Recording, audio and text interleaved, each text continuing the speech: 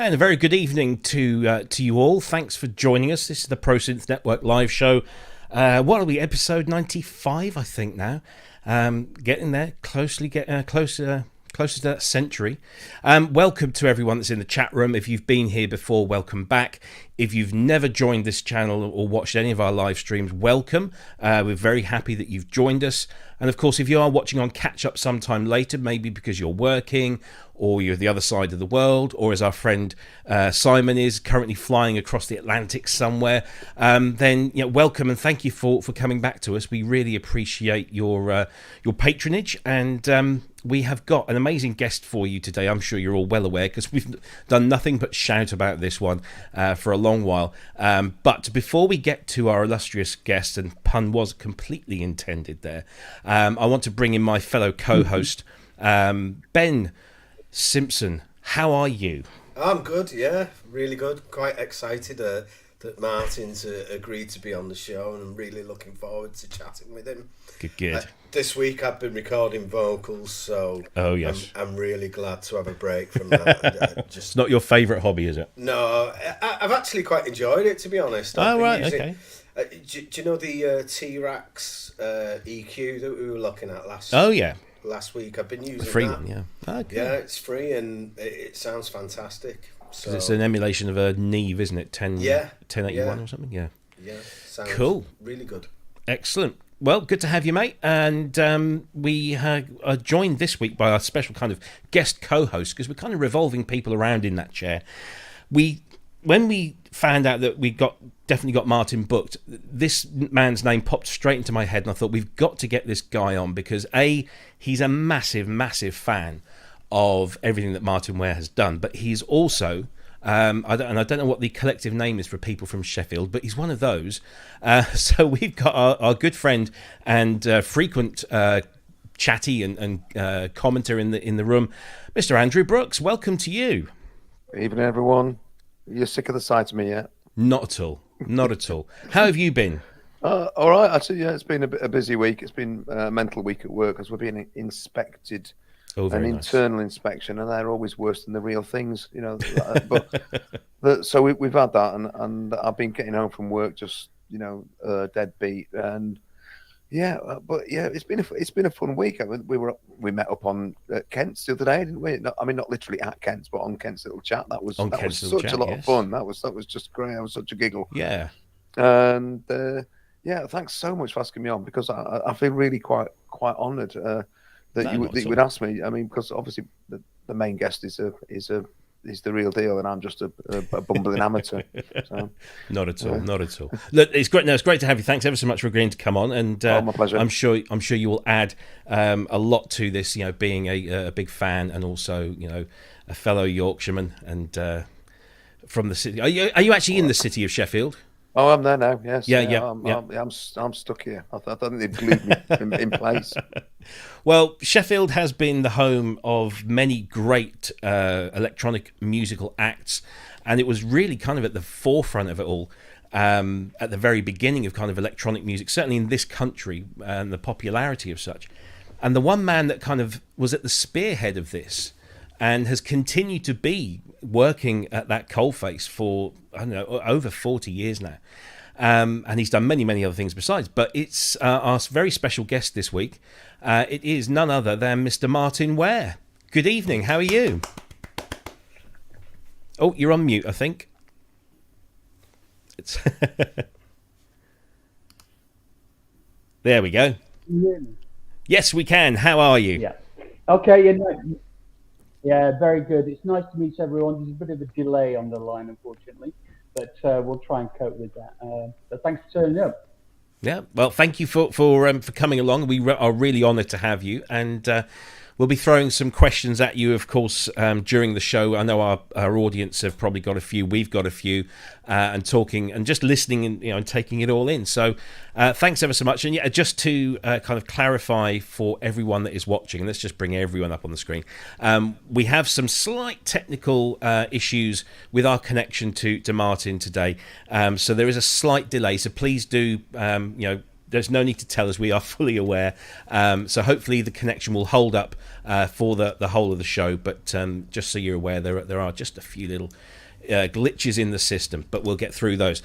Before we get on with the show in its entirety, I just wanted to bring a few things to everyone's attention. So the first thing is that we completely rely on our audience to support us and fund us, and we are super grateful for all of the support that you give us. All the money gets ploughed back into this show and the services and the features and the hardware and everything, so nothing goes to waste. But to help us do that, it really does help if you hit the like button under the video, and also if you haven't already subscribed, please do. And if you want to get notifications of when the show comes on, then just hit the little bell.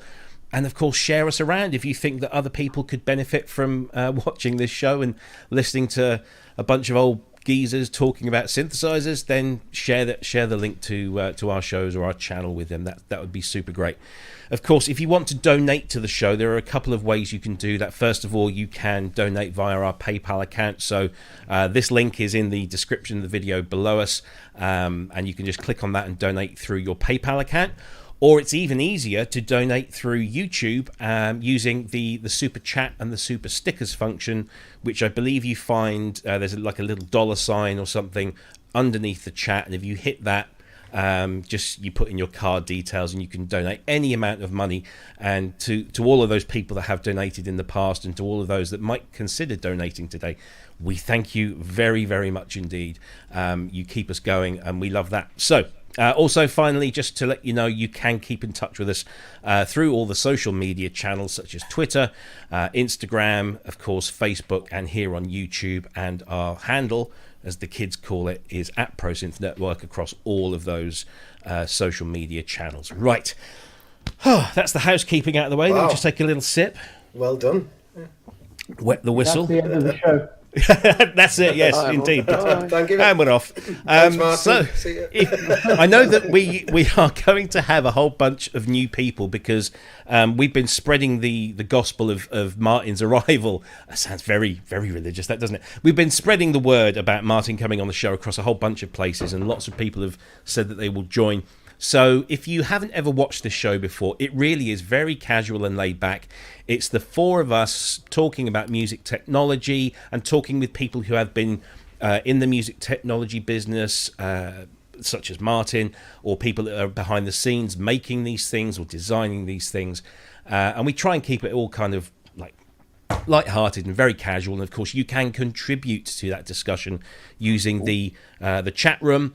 You can either use that on Facebook or on YouTube, and we should get all of those messages, and we'll try and reply to you all. Thank you first, Peter James, Stephen, for your donation. That is fantastic. Thank you very, very much indeed. Apparently it's the first time you've been home to watch it live, so really glad that you've been able to do that. And also to Jim McLeod as well. Thank you for your donation. It is greatly appreciated. It doesn't matter how big or small your donations are, they all really do help. So thank you ever so much for that. So, as I said, it's just lots of casual chit-chat. And what we tend to do is we talk about some of the kind of music technology news topics that have happened in the last 7 days, because we're a weekly show. We haven't got a huge amount to talk through today, mainly because we want to spend as much time as we can with our guest. But there were one or two that we thought were worthy of inclusion and discussion. And the first one, I think everybody has been made aware of this one. This is the news that GForce Software have just released their M-Tron Mk.II. Let's have a little look at the promo clip. We launched the world's first Tron plugin, M-Tron, and it's fair to say that it took the world by storm, winning numerous awards and introducing those nostalgic tones to a new generation. This was superseded by M-Tron Pro, which again won numerous awards and became the benchmark by which all other Me-Too melis were judged.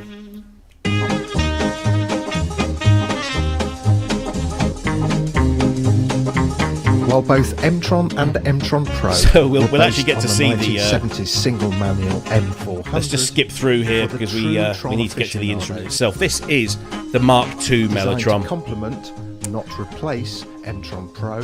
So M-Tron Pro, as you probably know, was I think it's an M400 it's based on. But this is the Mk.II Mellotron, which if you've ever seen one, and I've been very fortunate enough to be in the presence of I think 2 over the years, these are split manual keyboards, and they contain rhythms and accompaniments on the left hand side, and then they contain kind of lead sounds on the right hand side. Now GForce of course have been instrumental in bringing the Mellotron sound back to life and to the ears of many people, and certainly over the last 10-20 years you can hear more Mellotron being used in a lot of popular music, as the kids say. But this is a completely new version of the Mellotron. It contains loads more new sounds. In fact, there's something in the region of 4,500 samples contained in here. Lots and lots and lots of stuff, and it's so much fun to play with. I've been playing with this for the last couple of days, and you get really lost in all of those amazing tones, that kind of retro feel. So this is available now. It normally retails for $249.99, but there is an offer on, so you can pick this up for £50 off. So it's $199 at the moment in the GForce store. And I want to come to Martyn first, because Martyn, I've seen you use some of the most glorious old synthesizers that we all lust after, but have you ever used a Mellotron? Is this something that you have had in your life at any point? No, but I do love Mellotrons. I grew up with King Crimson, of course. And, many other, Moody Blues actually as well. Were heavily influenced by the use of Mellotron, and Vandergraaf Generator and all those people. I loved all those. And I was actually offered one of the original Moody Blues Mellotrons. Oh, wow. And it was quite expensive, but I thought I might get it, but I didn't have anywhere to store it. And then they told me it actually weighs about half a ton. Yeah. And I said, I think that just tips it for me. I'm not going to bother. But I do love the sound of them, and it's so distinctive, isn't it? And in the court of the Crimson King. Come on. Of course, yeah. Absolutely. And all that stuff. Yeah, definitely. I mean, there's some of the sounds that are in there that I've seen. Sorry, my camera switching. There we go. There's the Watcher of the Skies preset is in there, the violins and the brass. So it's just, what a sound that is.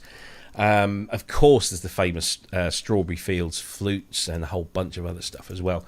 What I've really found very interesting about this, though, is yes, it's great to just kind of like use your left hand to start a rhythm and then start playing a little tune with the right hand. But when you start messing around with the tape speeds and the pitches and the reversing, and then it just takes on it's not just this kind of preset machine, which is just it's a really fascinating instrument. Ben, do you in your professional life as a performer, I mean, you concentrate on the music of the 1980s, and I don't think the Mellotron really troubled the 1980s a lot at all, did it? No. OMD. Of course. Yeah. What am I saying? Yes, of course, OMD. There is OMD, and isn't it supposed to be responsible for some Kraftwerk and New Order sounds? Yeah. Well? Yeah. See. So yeah, I suppose I do have like occasional need for it. So when this announcement came out, I was like, okay, fair enough. But after watching the video and that today, I haven't actually got the thing itself. But I watched the video. I don't know how I would use it. I've got no idea how I would use it.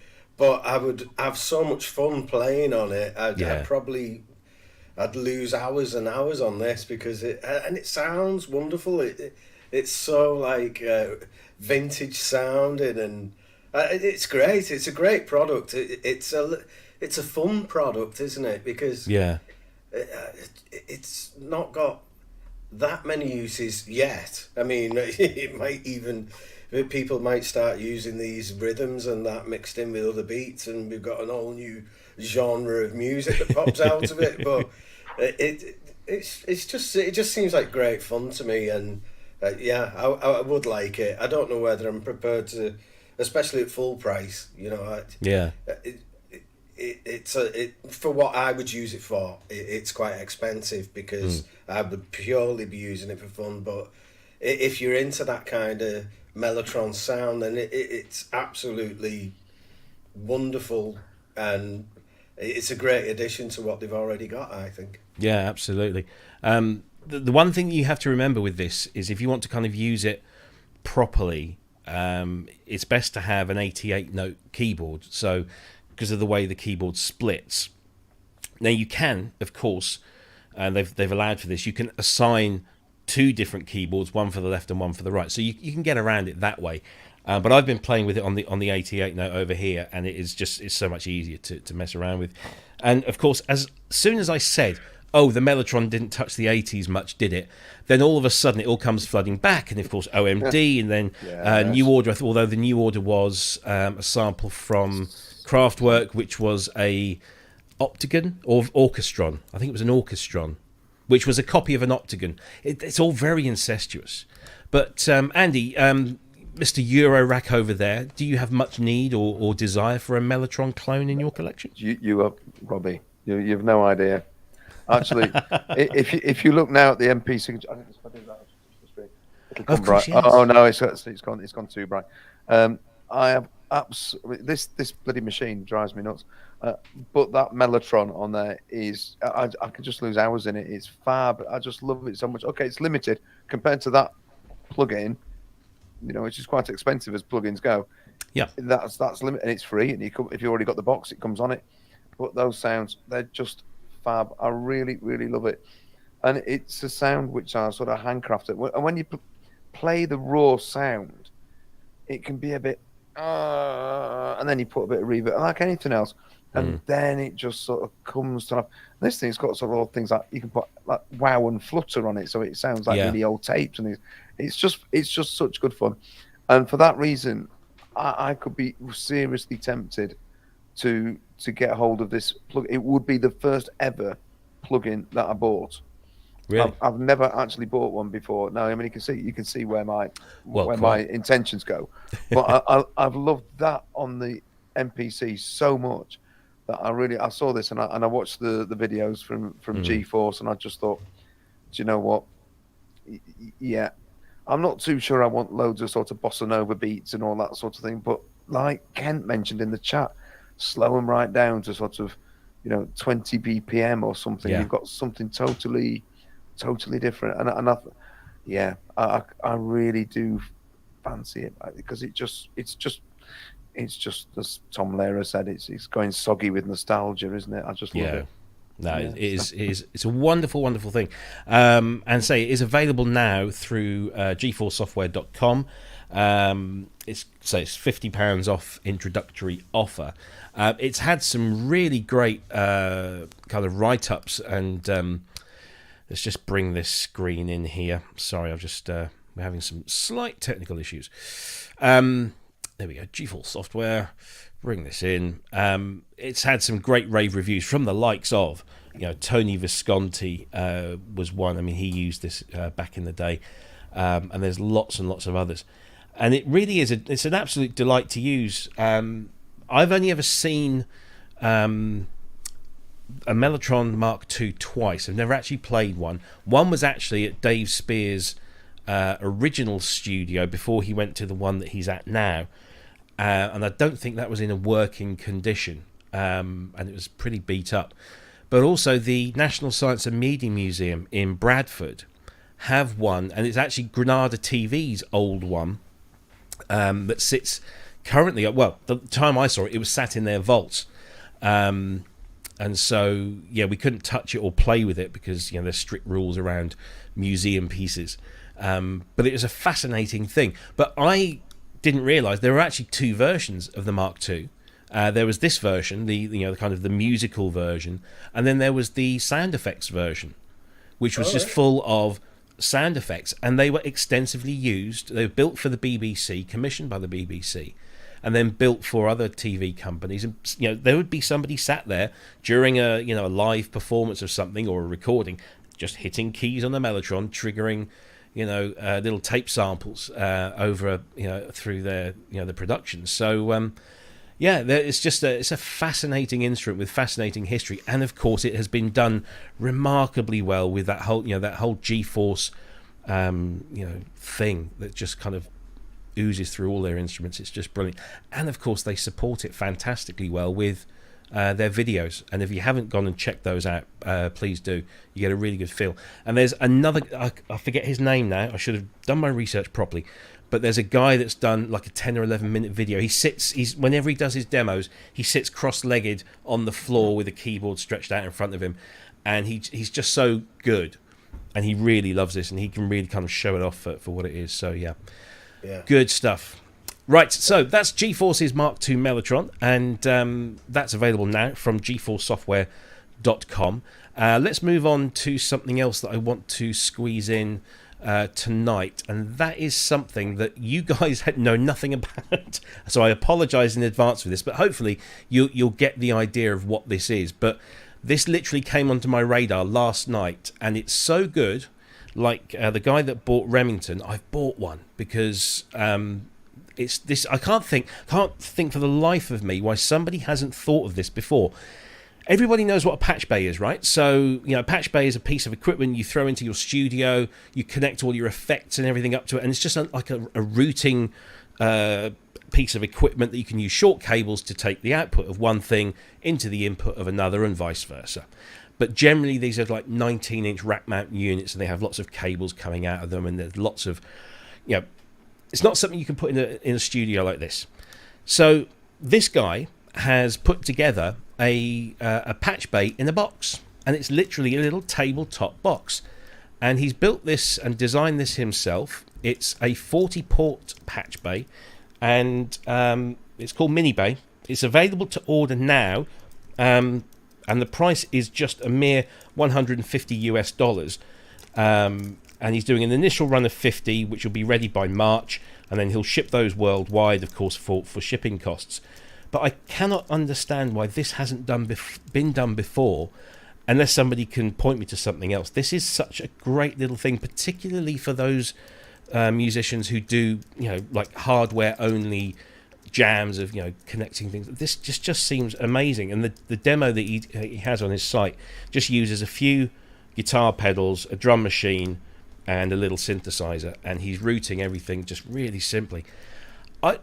I like this so much I bought one straight away, and hopefully it'll be here very soon. We'll feature it on the show. But guys, anybody? I know I kind of lumped this on you last minute, but does anybody see the appeal or might want one of these? I mean, Andrew, for a start, you've got loads of stuff on your table there.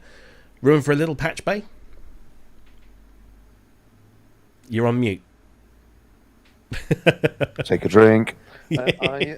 I watched the video of it that you sent through, and at first I was thinking, oh, what a brilliant idea, and then I was like, yeah, but just a patch bay. You put the back, and then I look at the table over here, and then I was thinking, where would I put it with all the cables stuck in the top of it? And they went, no, it's Euro rack, Andy. Come on, you can do it. You put the cables in, and then I go, I really want one of these, and I went, no, it'd be a pain in the arse. No, I don't want one of those at all.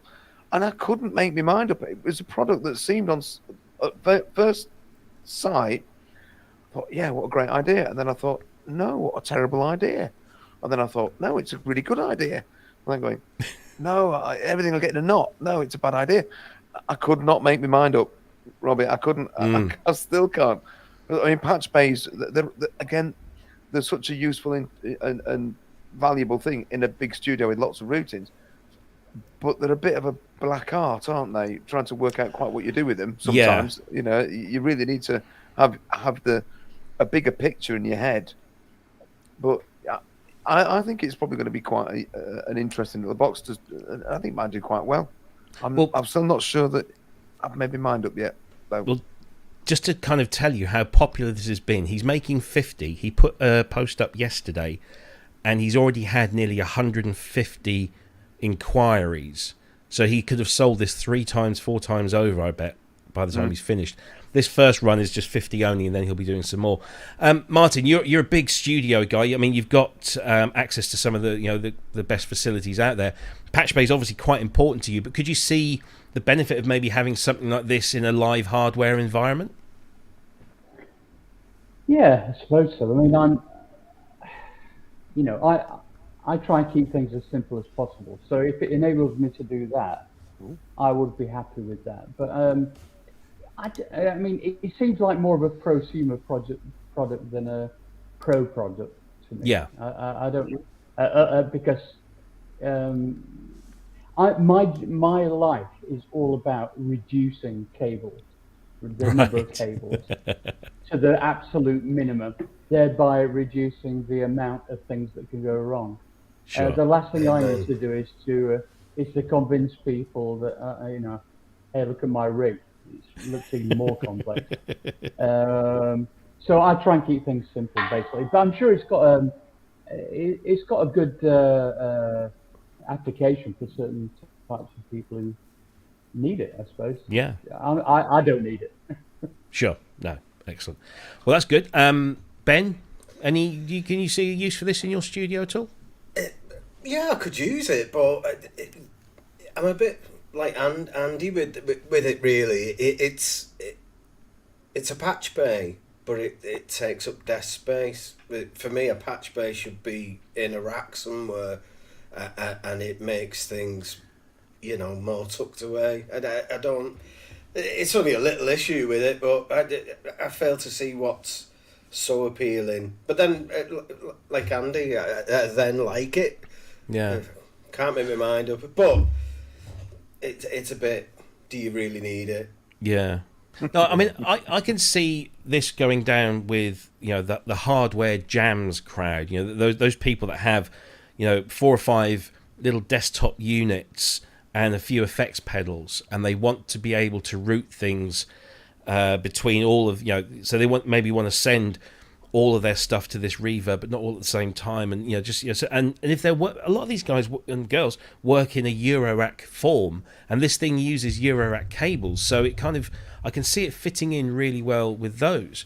But the reason I bought it is because I don't have space in here for full-size patch bays. I've got some downstairs that I was very lucky to acquire, and they're all handmade. They're 19-inch rack mount units, and they've got they came out of a recording studio, so the cable snakes on the back of them are huge and massive, and I just don't have the room or the inclination really to fit those in. But I do have some effects units over here that I'd like to use with some of the synths over here, and if I can bring those in just by plonking a little box down on my desk with a few cables going in and out, that's going to help me no end, I think. So yeah, I mean, it's horses for courses, as these things often are. But certainly for $150 plus shipping, so wherever you are in the world, and I think I got some shipping prices from the guy, Dudley is his name, and you're looking about $35 international shipping, and then you probably have to pay some duty when it comes in. Thank you, Brexit. And that's, of course, for UK listeners. It just seems like a bit of a no-brainer, really, if you want to just bring a few things in without having to go through the whole palaver. And, of course, as Andy said, I think patching or using patch bays is a bit of a dark art, and so this is just, I think, a nice simple way to kind of learn the ins and the outs. Yeah, I tend to like everything automated, so bit like Martyn was saying, try and get rid of wires wherever we can, and I like instant recall on projects. So if I've got to remember how things were patched when I worked on a particular song, it kind of a programmable patch bay. Yeah, maybe. Well, this is I mean, if he makes enough money off of this, you never know. I mean, he's designed all of this himself. He's built it all himself.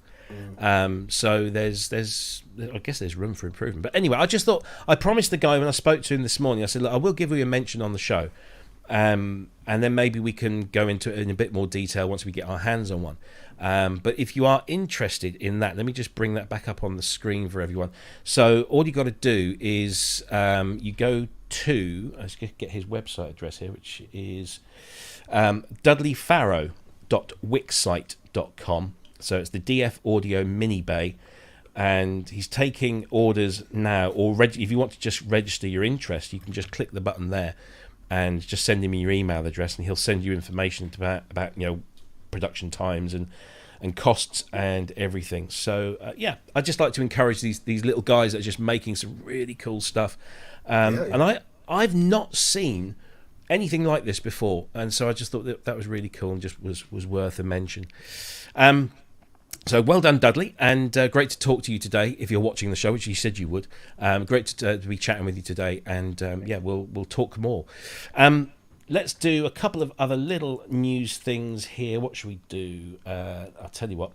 This one has really interested me. And I've yet to sort of dig in and buy one, but we spoke about this last year sometime, and it was a Kickstarter project called Anyma Phi or Anyma Phi. I'm not entirely sure the best way to pronounce it, but under the radar, back end of last month, they snuck out what is now officially their version 1 software, and it sounds amazing, particularly with the touch sensitive pad that they have there just in the left hand corner. Have a look at this.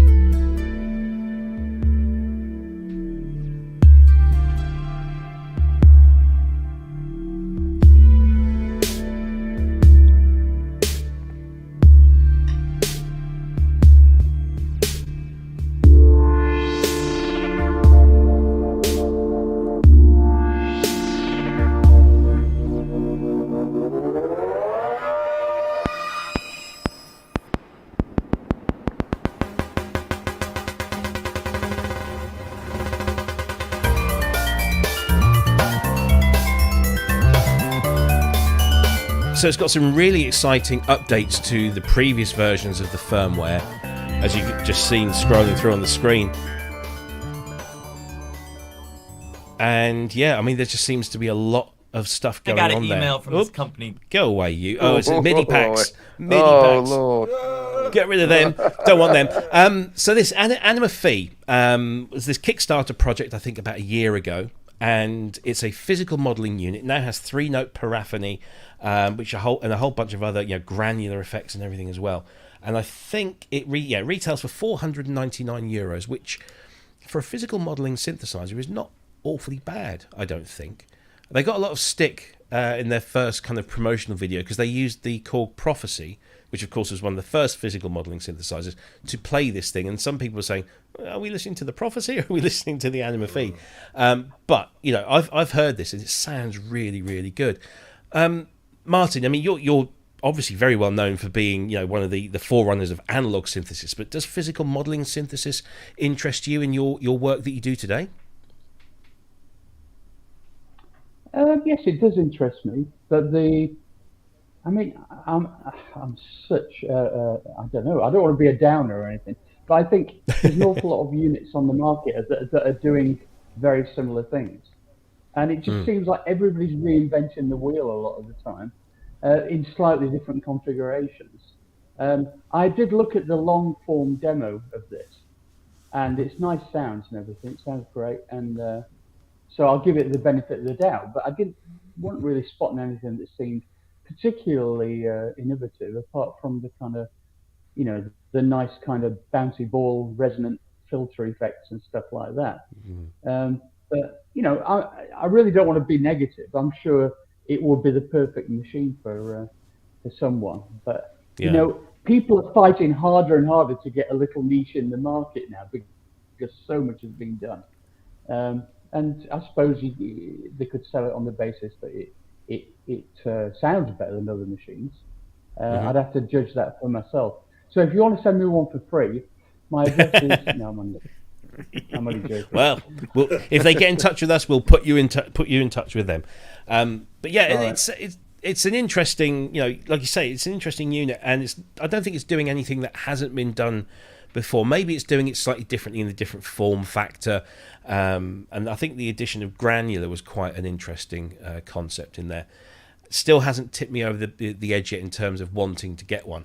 Ben, any thoughts on this? Yeah, I thought it sounded really nice. I think the range of the tone was really good. It's got nice, like, crisp top end and rich bottom end, and yeah, really good. That drum kind of triggering device on the left hand side. Yeah, that's interesting. It's isn't it? like great at a synth fur or something. I don't know how you'd use it, in a studio environment, or what benefit you're gonna get out of using that rather than a drum pad. But yeah, it's good. It's something a little bit different, isn't it? That sound wise, it's not giving us anything groundbreaking, but it sounds nice. It's got a nice tone. It's probably, somebody with a smallish setup, it'd be a cracking addition to that. Yeah. I think I've got all kinds of stuff that'll cover most of what I could hear coming out of that. Like, so I don't really need it, but I think for somebody else, it could be a great, variety of sound sources coming from that. With it being physical modelling, also maybe sound design as well. The software as well. I didn't. There's a software. I wasn't aware that there was an editor last time. Yeah. That like kind of grid system that we first seen on the wall stuff, I think it was. It was a little weird, wasn't it? Yeah, that's all right, but it gets a little bit tedious programming like that. Yeah.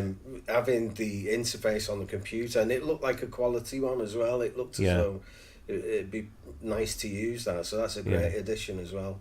Yeah, no. So I mean, I love physical modelling. I love the possibilities of it, and I don't think it's been pushed as far as it possibly can do. And I think we're maybe a few years off having affordable computer processing power to really kind of let loose on it. There have been instruments in the past, called Prophecy, Z1, Yamaha's VP and VL range, but they've had very short lives and they're not really done much. But I'd love to see it pushed rather than trying to use it to simulate existing instruments like violins and trumpets and trombones or what have you. That whole way of creating sounds that you simply can't create naturally, I think is very interesting. What about you, Andy? Does this float your boat? I think it sounds great. Whether I would actually go out and buy one, I don't know. It's interesting because Synth Addict, who's just chucked $5 in your general direction, Robbie, I'm pretty sure he's got one. He says there, I'm sure he mentioned on Ramsey's the other day that he's got one of these Anyma Phi things. I think he really rates it. I think this sounds lovely. I think if you're interested in getting into that nitty gritty of granular and moving those bits around and getting different textures, my feeling is it always tends to sound a little bit brittle, but I don't know any more than that. I was also I'm interested you mentioned it, but I was also reminded of the Korg Prophecy. I know that they used the Korg Prophecy as a master keyboard on their original advert videos for it. But I mean, you've got a good point of comparison because you're a Prophecy owner. You know that machine really well, and that was always a lovely and very expressive little synthesizer. Very much so. I expect this will be very similar, even though it's a desktop unit. I think it's a great thing. I think Andy made a very good point when he mentioned that using it with a wind controller is. And I think that's the thing with physical modelling. Yeah, if you can, of course. It's expression. And the thing that I loved about the Prophecy more than anything else was the ability for you to be expressive with it, because you had aftertouch on there. You also had pitch bend and mod wheels, but you had the log as well, which was like an additional modulation wheel, but with a ribbon controller in there as well. And so you had all of these elements of providing expression. I just wish they'd put a wind controller port on there. There's the one thing they didn't do, and that would have just made it absolutely perfect. But yeah, it's something I wish more people would explore. But I think we're probably waiting, and it seems like we've been waiting a long while for processing power to become powerful and also affordable to be able to kind of fully exploit the technology. Because there's only been, as far as I'm aware, 2 polyphonic physical modelling synthesizers, and that was the Z1 from Korg and the VP one from Yamaha. Of course, the VP one was one of the rarest synthesizers of all time, and we hope we're actually, I've been having conversations with somebody who's in the presence of a VP one to see if we can get some kind of demonstration at some point soon. So watch this space. But yeah, Anyma Phi, the firmware is now updated to version 1. So if you have that, that's available for free. And if you want a unit, there are limited stock available at the moment for €499 from. Excuse me. The website is I don't know if I'm pronouncing this right. aodio.com, aodyo.com. So go and visit those. Right, I think I'm going to drop a couple of those news items because I don't want to waste any more time. Yeah. I want to get into talking to our special guest here, Mr. Martyn Ware. So I'm going to sort of like do a little introduction. Hopefully I won't embarrass him too much. So I'll take him off screen you can't embarrass me. All right, well, I was going to take you off screen in case you blushed, but anyway, listen, so if you don't know who Martyn Ware is, where the hell have you been for the last, 40 odd years? Martyn was a founding member of the Human League. He then went on to found the British Electric Foundation, Heaven 17. He was involved in relaunching the career of none other than Tina Turner. He has worked with the great and the good, including Vince Clarke, who he's worked very close with. And over the years, through his British Electric Foundation Music of Quality and Distinction album series, which if you don't have, you simply must get, he has worked with the likes of Green Gartside, Boy George, Billy Mackenzie, Bernie Nolan, no less. Gary Glitter. Gary Glitter. Well, we don't mention that one. Excuse me. Who else? Terence Trent D'Arby. Sorry, Sananda Maitreya, formerly known as Terence Trent D'Arby, and just a whole bunch of other people. And those albums, particularly the first one, was just amazing, groundbreaking stuff, really. So, I mean, I could go on and on and on. You are the principal of the Tile Yard Education complex or service. You are you have to get me on this one. You're a fellow of the Ivors, is that correct? No, until recently I was on the board for like 4 years, but I'm a senator. Oh, that sounds nice. Oh, but yes, but you're involved in all manner of kind of organisations that promote songwriting and getting people noticed in the business. And it's just when I look through your list of credits, it's stunning the amount of work that you do, and I'm just amazed that you've got a couple of hours to spend with us today. So thank you. But I don't really think I need to do any more of that introduction. So let's start at the beginning, shall we say? It's the mid to late 1970s. You, if I'm not mistaken, along with Ian Craig Marsh, were computer programmers, or working in the computer industry, which of course was quite a new thing back then. And you decided to get into music, and you had 2 or 3 little kind of musical acts that you were involved with, and which eventually became the Human League, with the 2 of you, plus of course Phil Oakey and Adrian Wright. So how did all that, how did you make the transition from computer programmer to avant-garde electronic musician? Well, I really was a big fan of rock music and Brian Eno, and the kind of birth of ambient music, but rock as well. I was into glam, etc., and disco and everything, and all these different influences came together, and all I really ever wanted was a synthesizer. So as soon as I could afford it, I was actually a computer operator, not a computer programmer. When the computer I was working on had 16K memory, and it was the size, I'm not exaggerating, it was the size of a medium-sized office. And the 32 meg drives were literally that big, and heavy, and it's all like all those, and you go, God, those were the Jurassic times, But so we used to get bored on night shifts, and myself and Ian Craig Marsh both were computer operators in different companies, and we used to mess around. We bought, my first synth was the Korg 700S, which I still possess. And Ian bought the Roland System 100, and we got together whenever we had any spare time, and we bought a tape machine, and we used sound on sound and bounced from track to track, and that's how we made Being Boiled, which got picked up by Fast Records, an independent label in Edinburgh, and we put that out, and that was caught fire, really. It sold 5,000 in 10 weeks through word of mouth. And then John Peel started playing it, etc., etc. And then we got signed by Virgin, and we became what people know as the early Human League. And we were on a mission, you know, no guitars, just voice and synthesizers. But we wanted to, the key directive was to make it as human and emotionally engaging as possible. And that's what differentiated us from Kraftwerk, who we loved.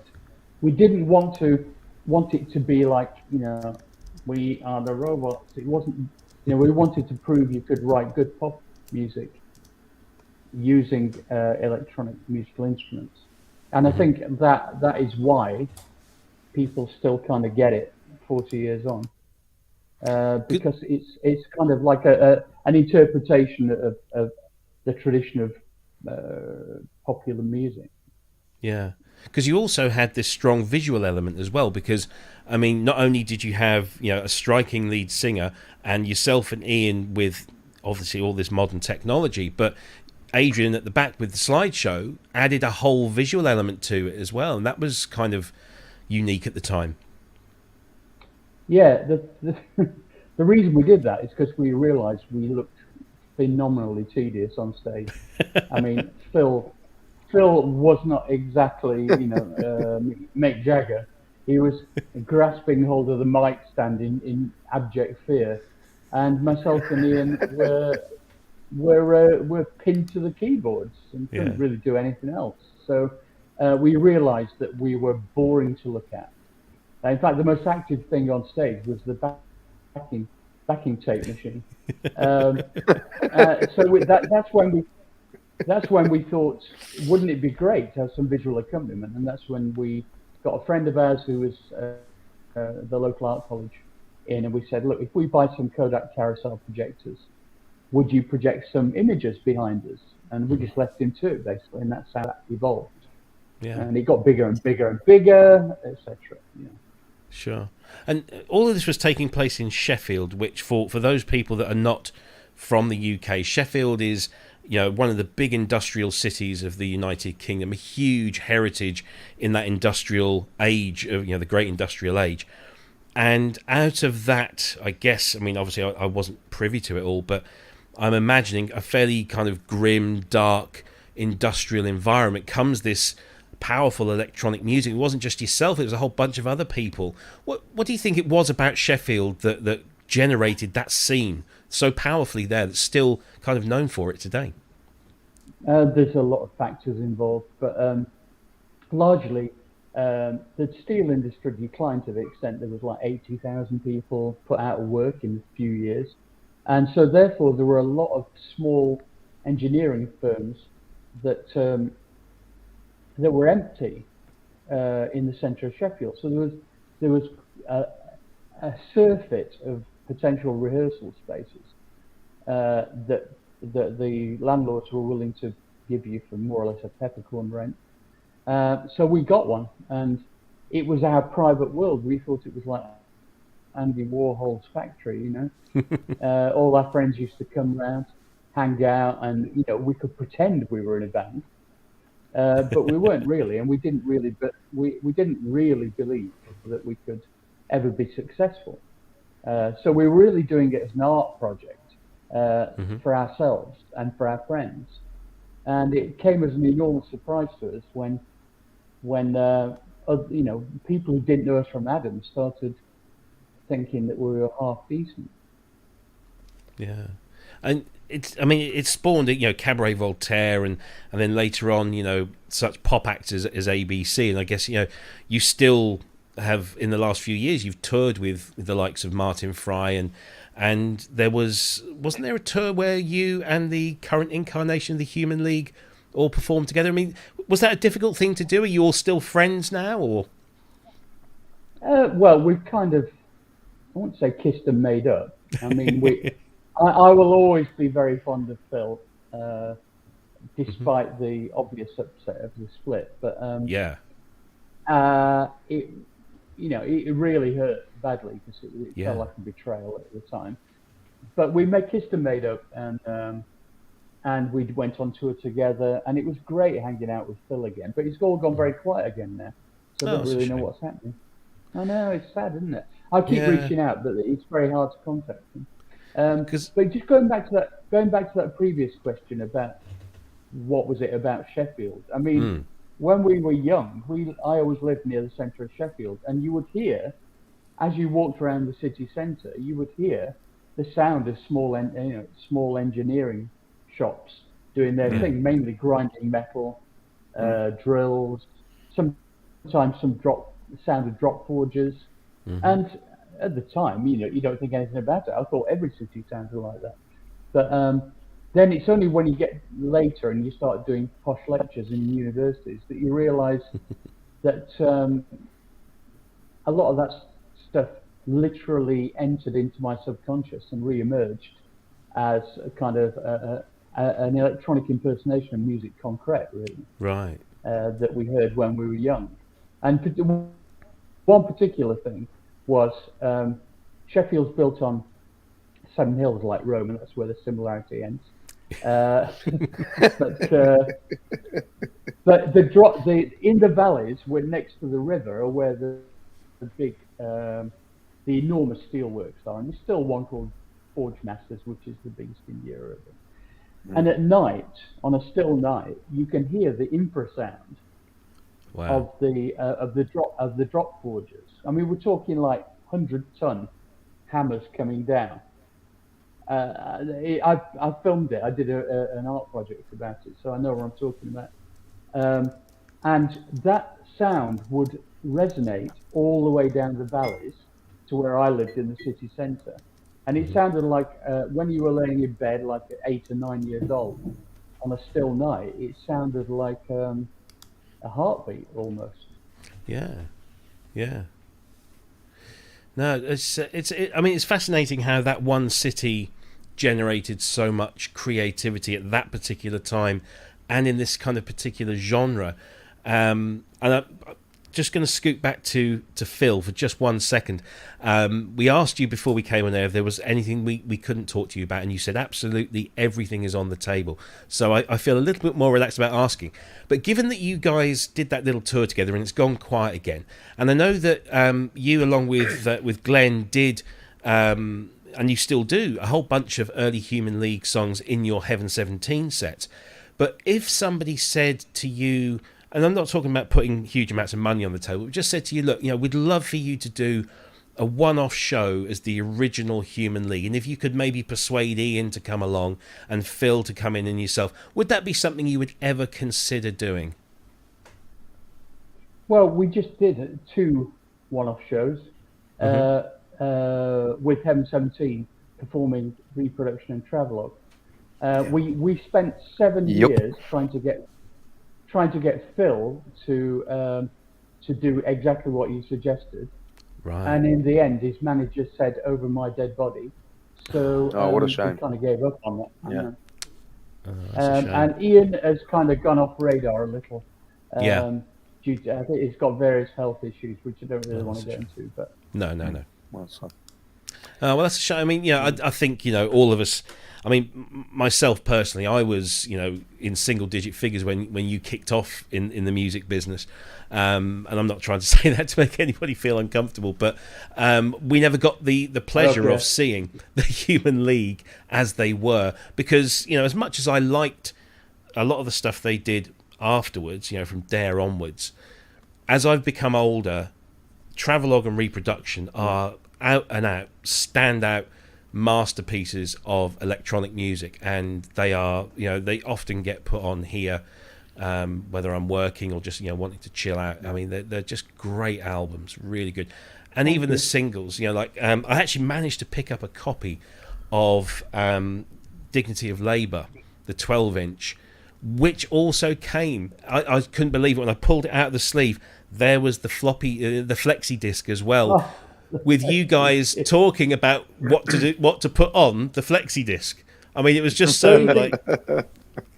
Don't you think that's terribly meta of me? Yes, absolutely. Yeah, it's brilliant. But I was but myself and Bob, Bob Last, our manager, were particularly into the kind of art concepts of everything and the integrated nature of the way that we presented ourselves. So that really worked. By the way, Dignity of Labour is a love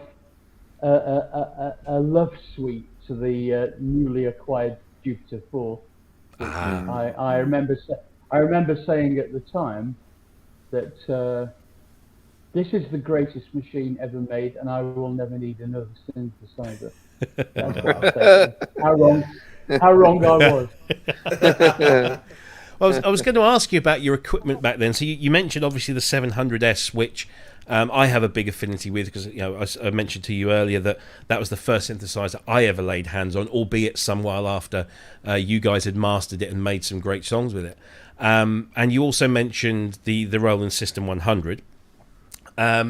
What were your, you mentioned the Jupiter 4 there. Were there any other kind of synthesizers at the time that you were using that, were the kind of big influences on your sounds at that time?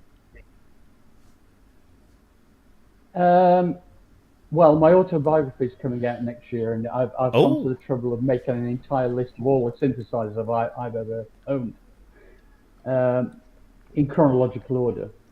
Cool. So cool. That's coming out in autumn next year. So, but anyway, so I had things like the SH3A. What else did we have? We had, good Lord, the Jupiter 4, Jupiter 8, and then moving into like the birth of sampling, really, which was we had a Fairlight, as you know. I think I've talked to you about the Fairlight before. We didn't have a great experience. And then I bought an emulator too, which was like 1,000 times better, as far as I was concerned.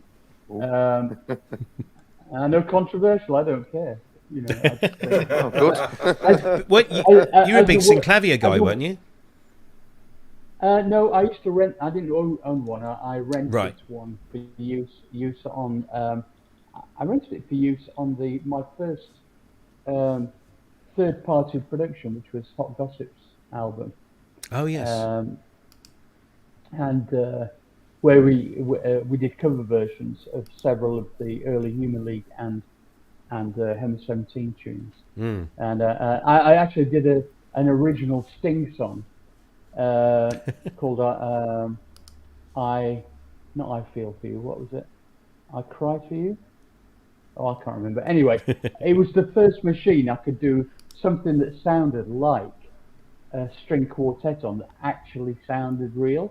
Yeah. Because it was like, the samples on the Synclavier were incredible. Probably never been surpassed, actually, I think. And so, yeah, I was a big lover of the Synclavier, but really my workhorse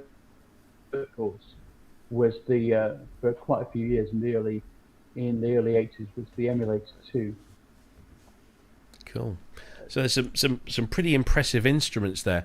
I'm kind of conscious that I'm hogging Martyn here with all the questions. So, Ben, I know you've been looking at the chat room. Yeah, I've been trying to keep everything under control here, but we've got, seeing as we're on about synths over the years, Synth Addict asks what are Martyn's favourite and least favourite synths?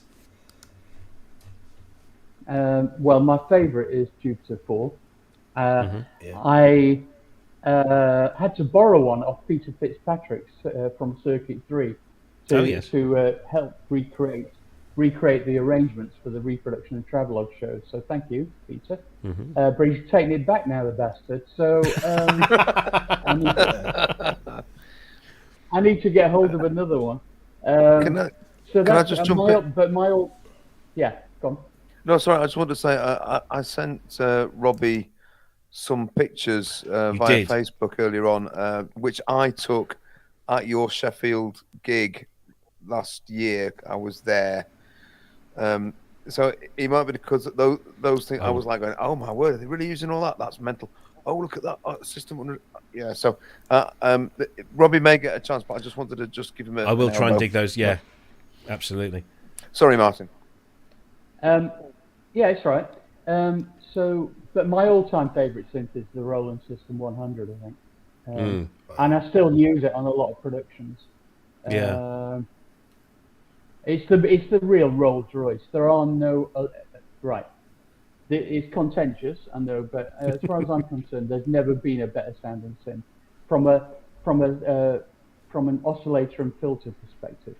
Right. I don't think there's ever been a better one, ever. Ouch. I think it got worse and worse. Jupiter 4 was good, was really good, but not quite as good. And then the Jupiter 8 was definitely not as good because they were starting to use cheaper components and so on and so forth. Yeah. It's I mean, there's actually sorry, my screen's. I just need to get my screen. There is actually a software version of the Jupiter 4 now that's been made by a company called Cherry Audio. That I can't compare it to the original, but it would be interesting to hear what your thoughts might be if you were to get hold of that. I think it's like $39.99. But a lot of people say it's a very good, because a lot of people say the Jupiter 4 was kind of like their last really interesting synthesizer, and then the 6 was refined, and then the 8 was even more refined, and as you say, components were changing. One question that that one of our viewers who's not able to be with us tonight was kind of to do with the Jupiters, and I just want to let me just see if I can find it. Have you got it there, Ben, or shall I? Yeah, it's from Simon, who's currently flying across the Atlantic. He wanted to know what the low synth drone is at the beginning of Temptation.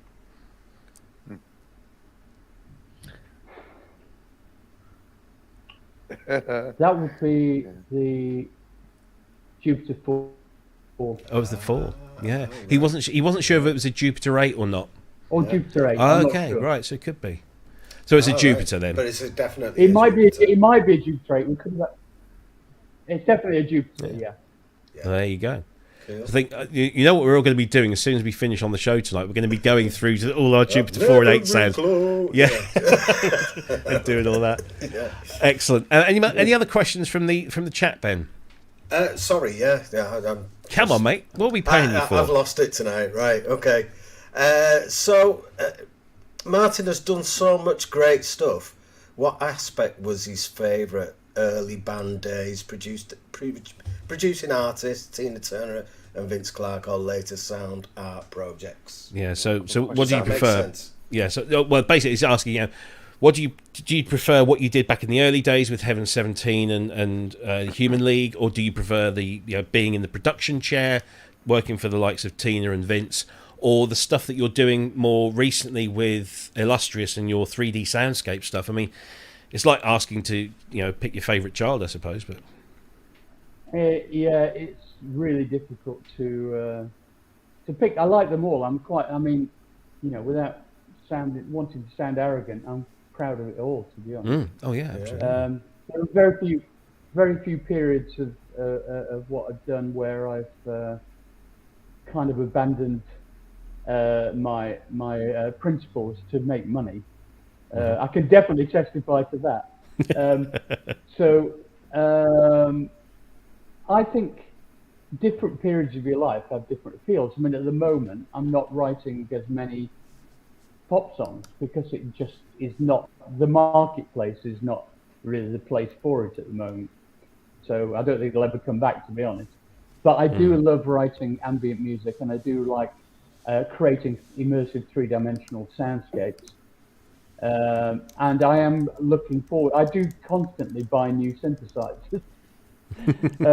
And I'm lucky to be sponsored by various manufacturers as well. I mean, thank you, Arturia, Roland, and the latest one is Teenage Engineering, which I'm really in love with.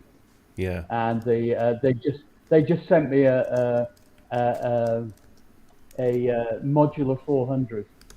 Which is, I don't know if you've reviewed it on the show, but it's an amazing piece of kit. Yeah, it looks really cool. I was just going to say, go to your 3D work. Is it right you've now taken your son Gabriel is now your head composer there as well? So the genes are running strong in the family. Oh, do you know what? He's incredibly talented, and I'm just lucky. I'm lucky to have him. I mean, funnily enough, he's. I started, you give people a break, don't you? And it's your son. You think, oh, I'll give him a chance, because he was writing all this stuff in his bedroom. Yeah. And I thought, this is incredible. And then I managed to get hold of the Spitfire audio libraries. Oh yes. For him, because they sponsor us as well. And that transformed everything. So then, of course, I have to get him a really powerful computer to deal with all the contact stuff, and oh my god. And but the things he's creating now are literally Hollywood standard. Wow. And I'm so proud of him. And he's been doing it since he was 16. Excellent. Well, my son is about to take his music technology GCSEs. He's already done one part and he's passed with distinction.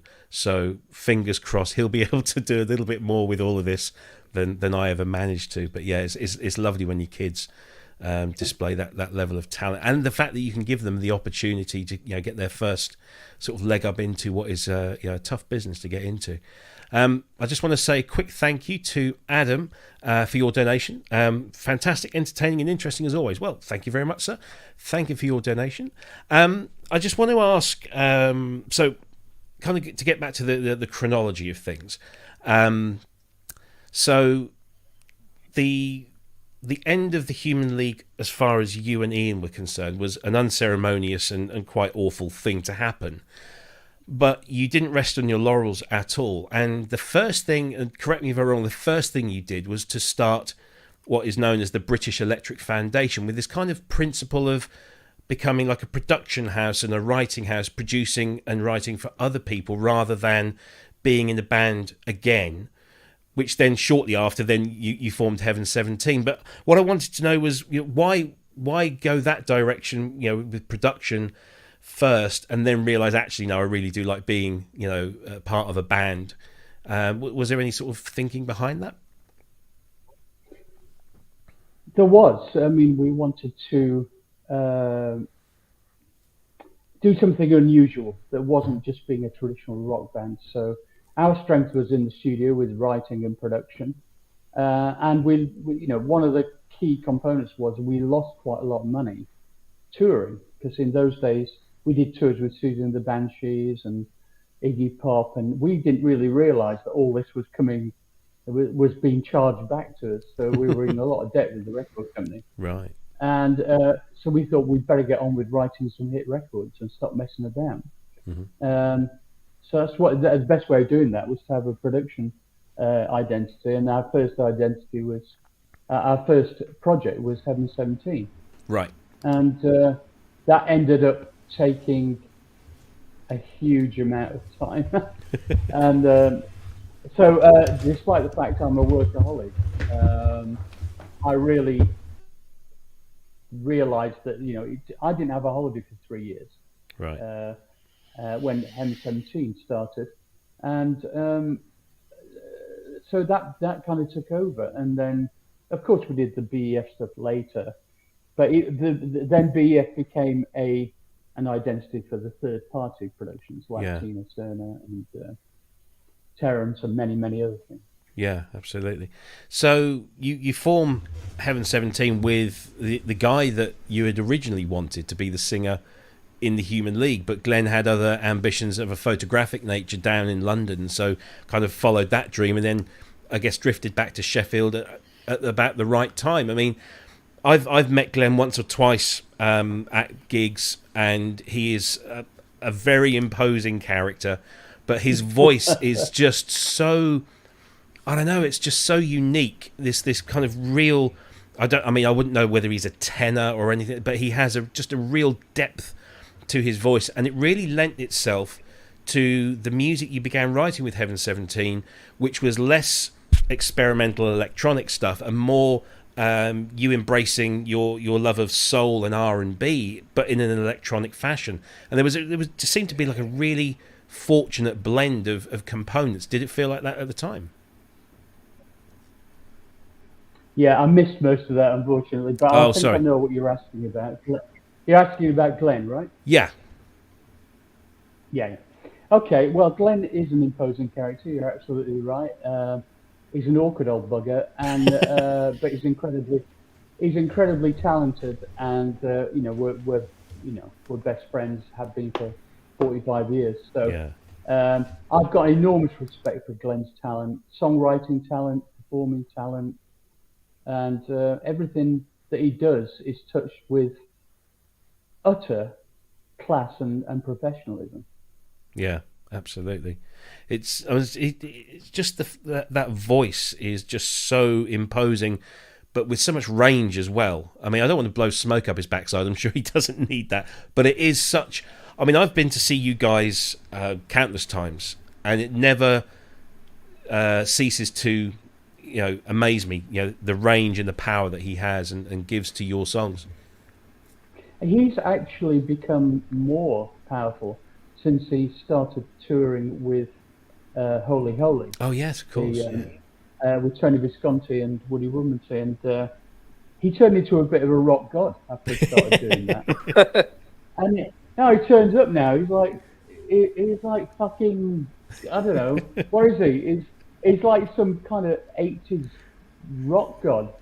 And I love it though, because he does like high kicks and all that stuff. And he milks the audience emotionally and all that stuff, and the girls love his tight white pants. And, all that stuff. Bless I him. remember when we... Oh, sorry, Ben. we were on the same bill as you a while ago at... Has Ben gone for Guinness? I'm here. You are. Yeah. We shared the stage with you at one point. Back at the. It's all gone wibbly wobbly. So hang on a minute, Andy. Are you having problems, Andy? Yes, it looks like it. I've got a little pop-up box saying having trouble connecting. Oh, okay. All right. Okay. If you want to pop off and come back in again. Let's see where. There we go. Right. Okay, Ben. Sorry. Carry on. Yeah. I was trying to say that we played a gig. We supported Heaven 17. I can't remember the name of the venue. It's in Warrington, where I live as well. I've lost it tonight, I'll tell you. I remember then it was Bowie had only just died, and you performed I think it was like a medley of Bowie songs in the Heaven 17 set, and it was really emotional. I remember being at the side of the stage, thinking, God, I'm going to have to pull myself together here. I'm not going to be able to go on. We did Life on Mars, I think, for that gig. And then we did Let's Dance as well. We do that sometimes. Yeah. It was but really he did good. a great version of Life on Mars. Yeah. It was superb. But that led me to think about when Bowie described the Human League as the future of music. It wasn't like the future of a genre of music. It was like the future. Were you fans at the time? And was that how did that feel? That was like Zeus coming down from heaven and pointing at it, going, "It's you." It gave us a lot of confidence.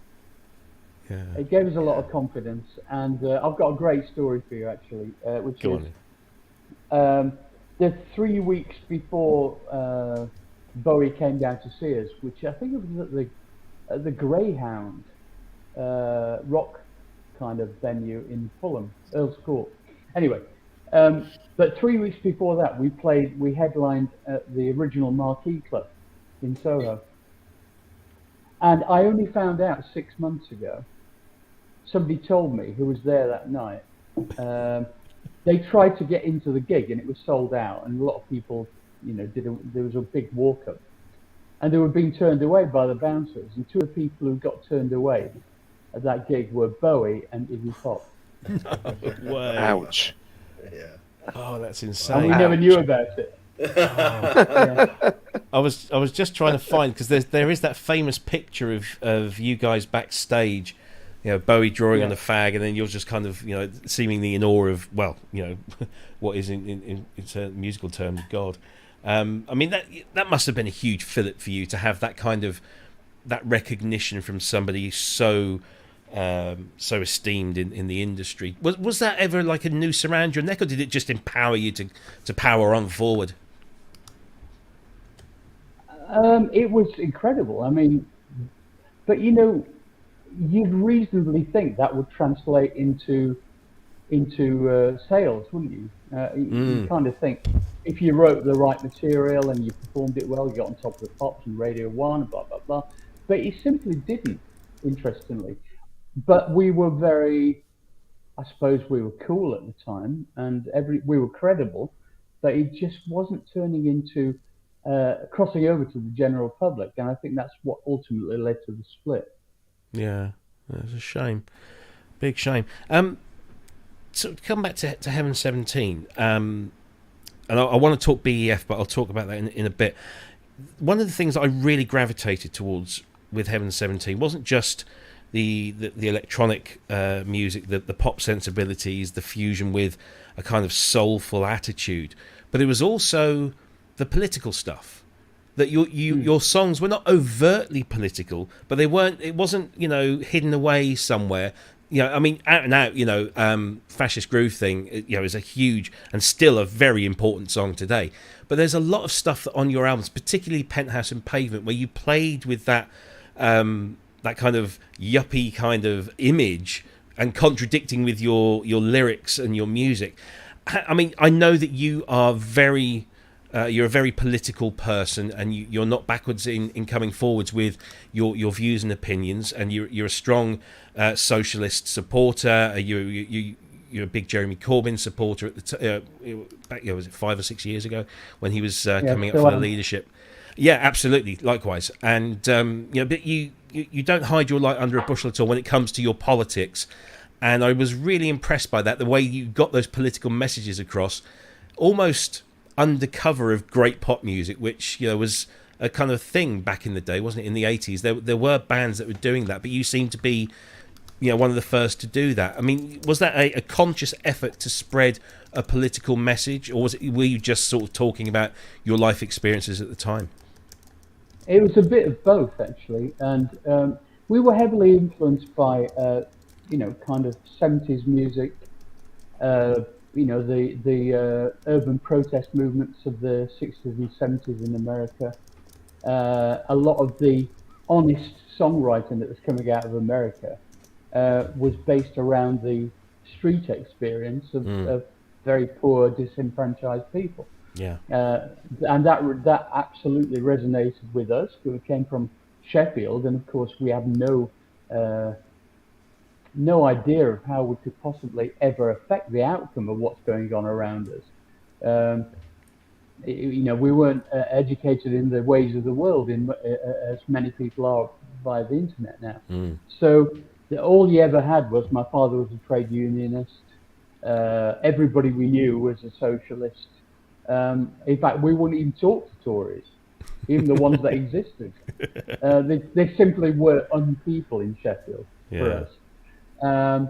And I still feel a bit like that, except I'm living in the belly of the beast in the centre of London now. Yeah. So, and unfortunately, everything that I thought that my dad warned me about the Tories is now coming to pass in this country. And I make no bones about it. We've got to get these bastards out, or else we're not going to have a country that's worth living. Yeah, no, I totally agree. And I will continue writing. I'll continue writing songs and talking about it until the day I die. I suppose. All the power to you. Regarding this subject. Yeah, absolutely. No, and I think we thank you for it. I mean, I don't think anybody could forget that classic moment. It was on. I think it was on Sky News after the passing of Margaret Thatcher, which I did try and find a clip of, but it seems to have disappeared off various places on the internet. I'm surprised. Yeah, quite. If you can find it anywhere, if you're watching this and you haven't seen Martyn's response to a reporter's question about Margaret Thatcher, it is one of the most. I mean, it's funny, but it's damning and it's so accurate. It's just brilliant. It's a cracking 30 seconds of TV. It should go down in history. I think it actually does get kind of repeated on some of those clip shows, doesn't it, on TV, where you're expecting some erudite answer and it's like, nope. That's brilliant. Nope. Anyway, moving on. Andrew, I'm conscious you haven't been able to ask any questions. Do you have anything you'd like to put to Martyn before we carry on? Did you notice me shifting uncomfortably my seat there? Actually, yes, shed loads. Shed loads. And I'd like to... The one that keeps coming round in my head is Sheffield, mid-70s, like you've just been describing, a bit of an industrial, city, but wasteland, not an awful lot else going on. And out of that grows the Human League and Cabaret Voltaire. And being a Sheffield, I'm not a native Sheffielder, I'm an adopted Sheffielder. I was actually born in County Durham, so I'm sorry to disappoint, but I was. But in this city, which is my home, and I've loved ever since I got here, it still makes my mind boggle that these two extremely influential, important musical acts grew out of this sort of, I should say, crucible, shouldn't I? Crucible of Sheffield. It makes my mind boggle, and I know through things that I've read and things that I've seen, Synth Britannia being one of those documentaries that everyone here will have seen. I want to know about the Salter Lane gigs, for people who don't know, the Arts College at Salter Lane here in Sheffield. I mean, and how that was, because I honestly, at that time, I'd have been about 7 or 8 years old. And I got into the Human League through obviously seeing Top of the Pops and that sort of thing, and then discovered the back catalogue, travel reproduction and travelogue. I would have loved to have been at those gigs. I would have loved to, and I'd love to hear the insight as to what it was like, how it felt, being part of what was really something which now we can look back. It was obviously a real key moment. Whether you realised it at the time or whether it was just, we've got this gig at Salter Lane, off we go. I'd love to know about that. I really would. That fascinates me so much. Okay. We didn't know what we were doing. I mean, you've got to bear in mind, we had a couple of synthesizers that we had on the kitchen table at home. And then somebody says, would you do a gig? Almost like an art happening, really, at the Salter Lane Art College. And we said, are you sure? We better make it look interesting, or we better make an effort. But I mean, our synthesizers were sat on refectory tables.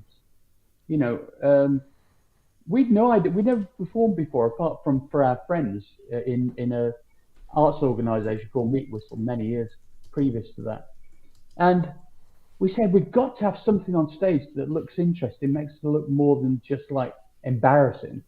So we ended up going down to some second-hand store and buying some old tellies and switching them on and just having static on tellies in the back. We thought, at least it's going to look like Andy Warhol or something, And we were really not very good performers at that point.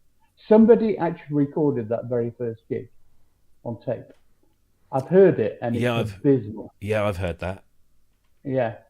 And we rapidly improved, I have to say, after that point. But those early gigs were right out there. I mean, we did a gig, for instance, at a place called Bar 2 in Sheffield University, which is a small bar with a small stage. And we were on there, and we got halfway through it was all right. It was an event organised by the local trade union chapter. I think it was the Steelworkers Union or something. God knows why. Anyway, they were there. They'd given us 50 quid, and we turned up. We were halfway through the set, and me and Phil were doing "You've Lost That Loving Feeling." Very, That's very such touching, a great version. touching and intimate moment in the performance. And one of the guy who organised the gig, walked onto stage halfway through the song, grabbed the mic and said, "Thank you very much. That was the Human League."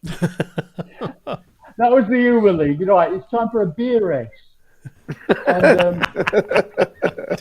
And Phil was just dumbfounded, and I was really angry, actually. I just thought, how incredibly rude to do this. And I was about to kick off and start having a big argument with him.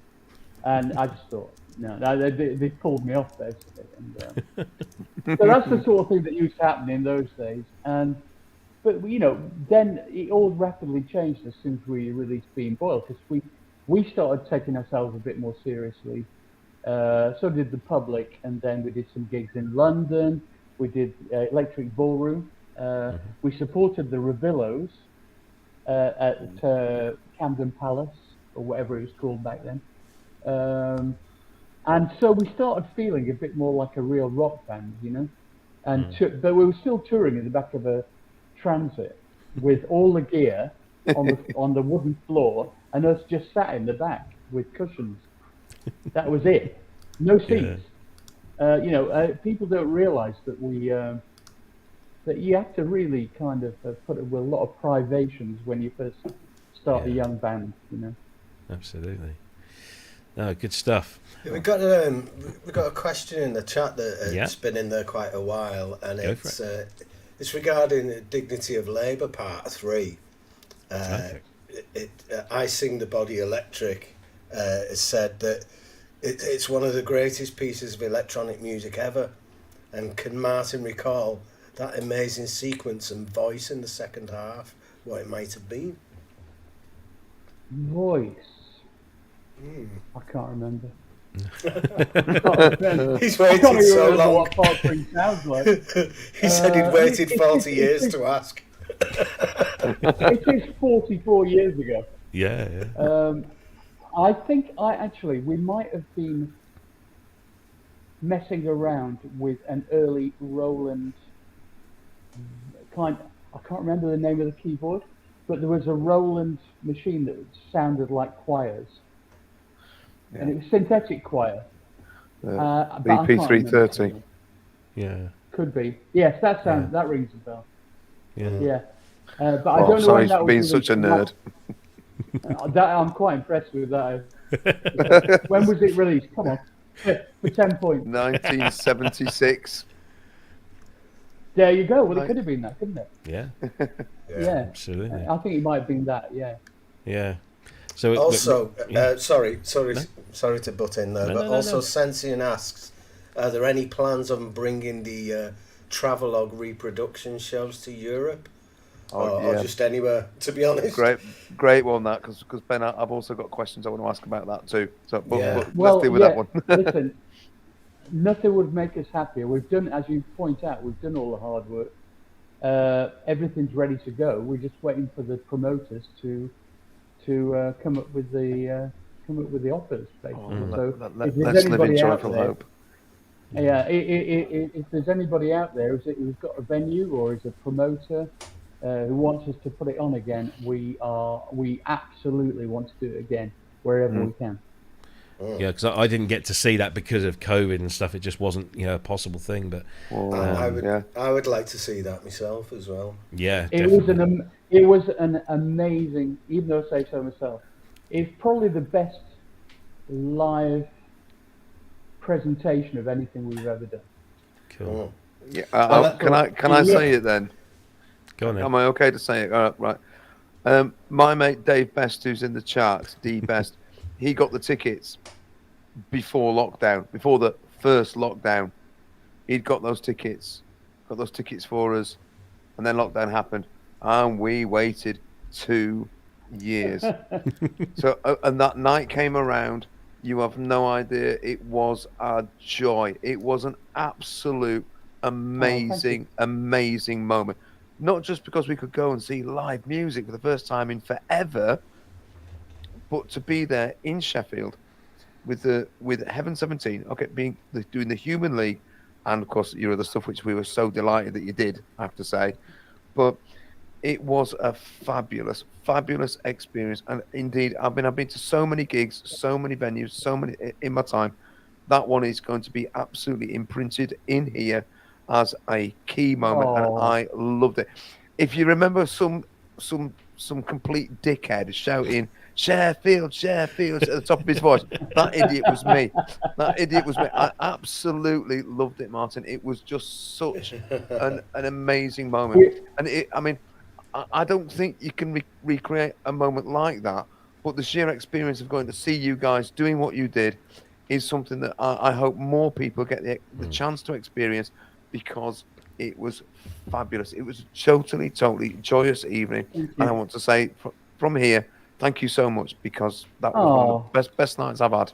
Amazing. Well, I think the feedback we got afterwards and during was almost unlike anything we've ever had.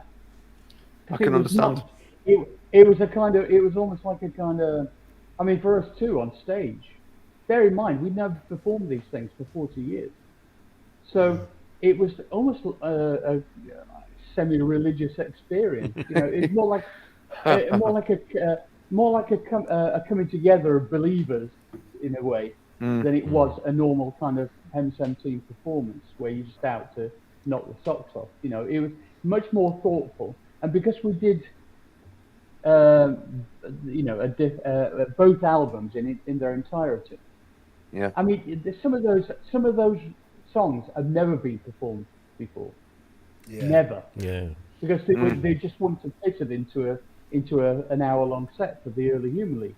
So, yeah, I mean, it was an enormous joy for everybody, and I have to give enormous kudos to Malcolm Garrett, who designed, to our specification a lot of it, but designed the visuals for the shows, which I thought were incredible and outstanding. Can I sort of take that in a slight tangent? I'm a massive fan of all your work that you've done, but quite a lot of the BEF stuff that you did, and I've been to a number of the BEF gigs that you put on in the last sort of 10 years or so. And I remember you saying when you did the one at Shepherd's Bush, and you said this is going to be the last ever BEF show, and I just came to that one. I sat upstairs in the balcony on my own. Yeah, I remember. And you had Green on stage, which was a joy, and you had a lot of the people from that third BEF album. And I remember coming away from there thinking, if I never see another BEF again, I'm glad I saw this one. But then it wasn't too long after; it was about a year or so after. I'm not entirely sure, but you took BEF out on the road again with like a kind of a half and half show. And I remember you had Paul from The Farm, you had Glenn Matlock, you had Mary Wilson, and I was just so overjoyed to know that. So first of all, are there any plans to do any more BEF shows at some point in the future, as and when circumstances allow? And attached to that, would you ever do a weekender like you did at the Camden Roundhouse those years ago? It was Heaven 17 on one night, Soulwax, too many DJs opening for was it? I can't remember if it was Heaven 17 or the BEF crowd, and then do the BEF on the second night. I mean, that was an amazing weekend. So, will BEF come back, and will you ever do kind of double headers again? We are trying to get some BEF shows for some of the festivals this summer. Oh, cool. We're not got any confirmed yet. We would love to do some more BEF shows. Awesome. The issue at the moment is the nervousness of promoters and venues. About can they do full capacity? Can they sell the correct amount of tickets to make it pay? Can they get the insurance in case COVID comes back? All these things come into the equation. For people who don't really understand how it works, here's how it works for us anyway. We will turn up anywhere if they pay us. And it has to be the appropriate amount. It has to be logistically possible. Because we want to provide work for all the people who tour with us. It's really important. It's their livelihood as well. So yeah, we're not choosing about where we play. The second point is we are not in control of who offers gigs to us. Because we get told all the time, people go, why don't you ever come to, I don't know, west of Ireland, or why don't you ever come to Lithuania? Or it's like, because nobody's offered enough money to enable it to happen. So there you go. It's that simple. Yeah, cause they don't realise that the amount it takes to put on a show of that quality as well, I guess. Speaking of putting on shows, Right, it takes, I don't know if you're aware or not, Martyn, but it's recently been announced that you're playing the Plaza in Northwich on the 12th of August. I know so much about it because we're supporting you again on that one. So, and it's also Mark Radcliffe's synth duo project Oon as well. So I think that's going to be Radcliffe. it's going to be I didn't know that. Yeah, it's going to be a really interesting night. I didn't know about that either. I was wondering, because I'm going to definitely be there because I'll be on stage. I was wondering if we were going to get treated to any travelogue reproduction stuff, maybe in this set. Yeah, it's possible. We often do Humour League stuff. The ones that we generally do, obviously we do Being Boiled, but we quite a lot of the time we do things like Black Hit of Space, because that's fun to. The girls love that one. They go, it sounds like an opera song, All that stuff. Yeah. So, go on. Sorry, I was just going to say, what synth? Because I know when we played with you last time, you were using a V-Synth GT, and I was dead chuffed because I've got a V-Synth GT and I love it. So when you were kind of endorsing it there, I was like, yeah, it'll do for me. But I wondered, like, for the travelogue stuff and that, the old stuff, what was your live rig? Personal we had a Roland System 8, because you can use the plug out stuff, and also my original Korg 700S, which you can't impersonate using anything else. So and the Jupiter 4, which, as I mentioned, Peter Fitzpatrick kindly loaned to me for the duration. He was only going to lend it to me for like 3 months, and then of course COVID came along and it's been in my studio for 2 years. Oh, which is why I'm missing it. What a shame. Yeah. Oh dear. It'd be nice if Roland re-released that, wouldn't it? Yeah. That would be. I've tried to persuade them. I mean, I'll go down to their demo place in London, and I said to them, well, it's all very well doing all these phantoms and everything, and all this kind of. But you know what? I really like the V-Synth GT because it's got the proximity sensor and all the. You're the king of the D-beam. D-beams. Yeah, You've just made Wagyu very happy. Yeah, there's a guy in our chat who just loves the D-beams, and we always bring you up when we talk about them. Yeah, because it's a bit of drama as well, and it looks good on stage. But also, those sounds sound great on that machine, and they're easily manipulable live. And I actually would like to have I've looked into maybe getting a new Roland, because I could get one if I wanted. I'm going, no, actually my original V-Synth GT broke down. They couldn't repair it, so I had to get one off eBay. Wow. Oh, there's nothing better than So that's what I did, Because when I've seen you, and I've seen you numerous times. In fact, I've probably seen Heaven 17 more than I've seen probably any other act, because I love the fact you come to Norwich, which is local for me, and you always come down here, and you always get a heck of a crowd, and it's always good fun. But when I've seen you live, obviously you're over to stage left or right, I can't remember which side now, but in the middle used to be the lovely Berenice Scott, and you've now got somebody else that's taking her place. And have they kind of taken on, because Berenice was like kind of MDing the thing, wasn't she, for you, and kind of central to that whole live experience? Berenice, Berenice moved on to Simple Minds basically, because they were doing just before lockdown. They were about to do a year-long tour, and you couldn't turn down that opportunity. So no, I knew our new keyboard mistress is Florence Sabiba. She's an incredible player, actually. And so we're lucky to have seamlessly transferred all that responsibility onto her back now. Awesome. Yeah, well, I need to, because I've only ever seen pictures of her, in her new role, so I need to come and see you again. So, are you coming anywhere to East Anglia this year? Are you doing the Let's Rock at all over here? Don't know. No. I'm like a games machine, where it only draws in the thing as you approach it. I don't think I've ever taken an overview of what I'm doing over a year. I don't think. Yeah.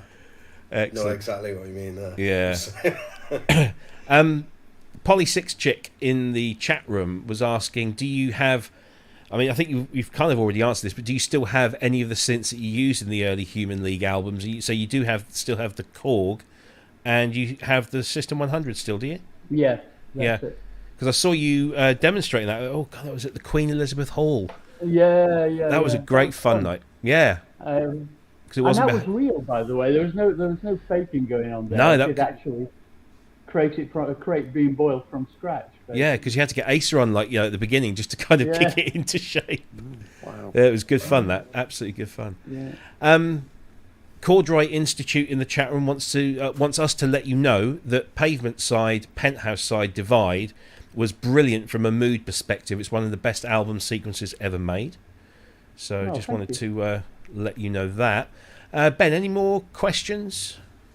There was one just recently, but it's quite technical. It's just like additive, subtractive, FM, wavetable, and sampling. What does Martyn prefer and dislike? All right. So from the available synthesis methods such as additive, subtractive, FM, sampling, and all that, what's your favourite and what's probably your least favourite? Because I know you do a presentation. You did it at Synthfest. I've seen it in London. We were actually going to do a podcast, and we're going to come on to podcasts lately, where you go through your top 10, your top 30 synths. Yeah. But what were your favourites in terms of the actual method of synthesis, in terms of getting that sound? Well, obviously, modular synths rely on, you get a block of clay and then you mould it into shapes, I suppose. And that's my favourite form of synthesis. I am definitely not in love with FM synthesis. I think it's an economic model by the Japanese to make components cheaper, in my view. And also the quality is not as good. So in terms of the solidity of the sound, I could go into a lot of technical detail. I had all this explained to me at great length by one of the designers at Roland. So sampling, of course, everybody uses, just ubiquitous, right? And so I don't really. That's like saying, how do you feel about oxygen? It's just there. And what was the other one? Oh, wavetable. Yeah. I bought a wavetable. What was the first wavetable one? The PPG. The Korg one. The Korg wavetable, I think. The Wave Station. Was it? Wave Station. That's it. Yeah. I had one of those, and it was like a great gimmick for about a month. Yeah. And then I got bored with it.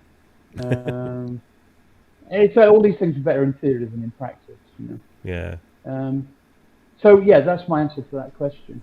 There are some synthesizers that have come out recently which completely throw all the cards up in the air and use various techniques, like the Teenage Engineering OP1, which is my current favorite modern synthesizer. Just because of its sheer flexibility, and you never quite know what's going to come out of it when you start messing around with it. And so, to me, I'm not a geek in the sense of I'm not a collector. I really don't want another dozen virtual synths that do almost the same thing. I don't need any more boxes. it's all about the content, and I think it can be a distraction, all that stuff, to be honest. And but I do need devices that inspire me, and that's why I like the OP1 so much. I like the little cord toy things. I like the pocket operators. I like, as I mentioned before, the modular 400 Teenage Engineering. I find that inspirational. I've got some things from Analog Solutions, which are great, who kindly sponsor me as well. That's it, really. Would you say that you're a hardware guy then, or do you work in the box as well? What DAW do you use? I just use Logic, and have actually used Logic since the start, really. Yeah. Since it was invented, so I've grown up with it, and I just know it. I know it inside out, and fortunately, kind of main DAW that people use for education. So that suits me fine. Yeah. I want to just ask a couple of quick Heaven 17 related questions. One of which was, a few years ago, you released a couple of vinyl 12-inch singles of some tracks that were purportedly from a new album, and then a little while after, you released those and a few other works in progress on the Society of Sound service that Bowers and Wilkins have. But the album has never surfaced. I was just wondering, will it ever surface as a new Heaven 17 album? I think what you need to do is to lobby Glenn to get his shit together. And I've given up because we've got almost enough to finish off an album, and we just need to sit in the same room at the same time. It's been difficult during COVID, to be fair. Yeah. And it's not like laziness. I'm not a procrastinator at all. My view on things is do stuff, believe it. Believe in your intuition, do it, forget about it, move on. Do something else. But Glenn's been so involved and continually is involved with his TV and film writing work now, and that pays. That's his main income, really. And by the time you add in, Holy Holy touring and Heaven 17 gigs, he doesn't have a lot more. But I've got my own studio. He's got his shed, and never the twain shall meet. We made a promise to each other that we wouldn't just do like the remote composition thing, because I just don't like it. We have to be in the same room at the same time to get the magic. But he is a very busy man now. Say after here with Berenice and that whole film and TV stuff. I mean, he's doing. I think it was the last one that I saw that he did was Vigil, the submarine drama with Saran. That's right. That was just amazing. And the music was so good in that. And when I realised it was him and Berenice, it was just wow. He's saying Holy Holy and that. So I guess you're both very busy and COVID doesn't get. But we'll start a campaign right here. We'll start a campaign. You don't need to convince me. I want to get the fucking thing out. We only need to put together 3 or 4 more tracks than we've got on an album. Well, let's make it happen. And then it's done, and then move on. But it's just sitting there on my computer at the moment. Awesome. I would love to hear it. There was a question that I had written down, but Mac in the chat room has kind of brought it up as well, so it's a good way to combine it. Now, I remember seeing you at I think it was at the Roundhouse in Camden, where you presented the audio in quadraphonic. So there was, it was a real great experience. No? I thought it was quadraphonic. No, it was ambisonic. Ambisonic. Ambisonic B format, which has also got a height axis. So it's like of course. three-dimensional. Okay, so my apologies. So but it was in a surrounded sound format, and of course with your work with Illustrious, you create 3D soundscapes. So 3-dimensional sound has been certainly in your toolkit for many years. What's happened recently, obviously, with Apple introducing spatial audio to their streaming services, and the kind of increase in popularity of Dolby Atmos, and certainly it seems that finally maybe multi-channel stroke surround music might be having its day. What are your thoughts on three-dimensional sound and surround sound within popular music, rather than in a like a soundscape environment that you do with Illustrious? My view on it is that it's the reason why it's happening now is because the different manufacturers need to find a point of difference between them, their products and somebody else's products, and so there's a kind of rush at the moment for a lot of people to are being employed to repurpose and if you like remonetize old material into 3D. I think it's a bit specious. That's the word I'd use. I mean, of course, if people were going to throw a load of money at me to do it, I've got 20 years experience of working with three-dimensional sound. I'd probably have a different view, but I think I don't see the point. I don't really see the point. The point about that I love about three-dimensional sound is to use it as a tool for creating a new way of thrilling people with immersivity. And that's not the same as taking, a recording of the band from 1976 and putting you in as though you sat in the middle of a rehearsal room. I just don't get it. I don't see why you want to do that. I have experimented with various things to do with. I was once given all the backing track to Avalon, for instance, which is an amazing sounding album.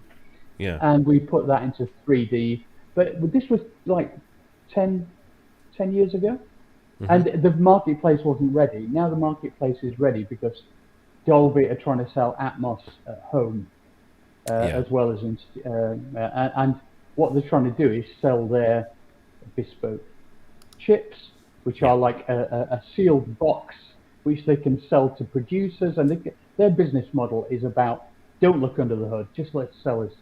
We'll sell you the only game in town, right? So it's an economic thing more than anything else. I'm only interested in the creativity associated with it. So that's why I love doing big outdoor immersive sound fields and big events indoors as well. We played the world's biggest indoor 3D sound scape performance at a place called the Elbphilharmonie in Hamburg, which is like a giant spaceship. It was like a 28.10 system, and it was like an experience that you couldn't really. That's not the same as putting something into Dolby Atmos on a pair of headphones. Absolutely. This is like an earth-shattering experience. Yeah. So I'm kind of into the whole thing. If you had to be there. Having said that, if somebody gave me a bunch of money and said, "Can we change your opinion on that? And would you help us repurpose all this stuff?" I'd almost certainly snap the hand off. Yeah, absolutely. Ben, any more questions from the chat? There was a couple in the chat. I have got one of my own as well. Go for it. It's okay. JX3D asks, rather cheekily, I think, is there some way to get stems for old Heaven 17 songs for remixing? We have done it in the past because we did acquire re-recording rights, and we did do an album in 2009 where we did new versions. But we also did a double remix album where we gave stems out to remixers. We've kind of been there and done it, and I'm a bit over just giving stuff out. It's not a possessive thing. It's like the problem is anything that you do like that, once it's out in the world of the internet, it stays there forever. There's no recalling it. No. You can't say, well, I don't think I like that, but because it's on everybody's computer by then. So, you've got to have, one has to have a certain amount of curatorial care about legacy. you know. Yeah. I mean, because all the vast majority of people just put a fucking house beat underneath it. You know, it's not really what I've got in mind. No, it's lazy. Honestly, it's the truth. Yeah. So no, the answer is probably no. To be honest, I think I'd rather just there's enough bullshit stuff out there, and we don't need to add to all that. Right. I was gonna, go. I'm just going to jump in with my own question, right? Just quickly. For me, the Human League was kind of a bit of a avant-garde, punky attitude to it. You know, anybody can have a go at this kind of thing. It wasn't. You didn't have to be virtuoso pianist to do this. But then when we got the first stuff from Heaven 17, like Penthouse and Pavement, where you had that like kind of punky simplicity, we had like a funky complexity. And it was a huge leap, and I wondered how deliberate that was. What was the reasoning behind it? And the reasoning was to try and beat the Human League to the punch. I thought that, And you know, it was a big arms race basically. Yeah. And you know, we had at that time a huge amount of support from Virgin, both financially and you know, in terms of logistics support and just, you know, enthusiasm. So we thought we may never get this chance again to use orchestras and bass players and drummers and the best musicians and all this stuff. And so we thought we'd better make the most of it. And I think probably we did. I have to say something. I have to go in a minute. Yeah. Unfortunately. No worries. So I just want to, before we finish, I want to say thank you to everyone for listening. But secondly, please go and have a listen to my Electronically Yours podcast. Absolutely. Particularly this week, because it's a synth special with Roger Lyons and Gareth Jones. Yeah. Both of whom are legends. Yes. And I think you'll really enjoy it. And then work your way through the rest of them over the next few months. Absolutely. Yeah, it's a brilliant series. Yeah. I did want to bring that up. So if Martyn's been doing this now, it's up to episode 77. He's almost catching us up in numbers. It's a great series of podcasts, interviews with the great and the good. They're all available on all of your major podcast suppliers and some of the minor ones as well too. Some great stuff. The one with Glenn was fantastic as well. And Maxine Peake was a particular favourite of mine. But yeah, Thomas Lear, Nick Beggs, you know, there's some great people. Please do go and listen to them. Tony Visconti, Gary Newman. Yeah, it really is. If you are, I mean, in these days, you know, when a lot of us have been, you know, sort of bound to our homes or, you know, bored and not got anything to listen to, stuff like this is just pure gold. It's good for your rides on your bike or walking. They're all about an hour or walking. Everybody get exercising, so it's a good thing.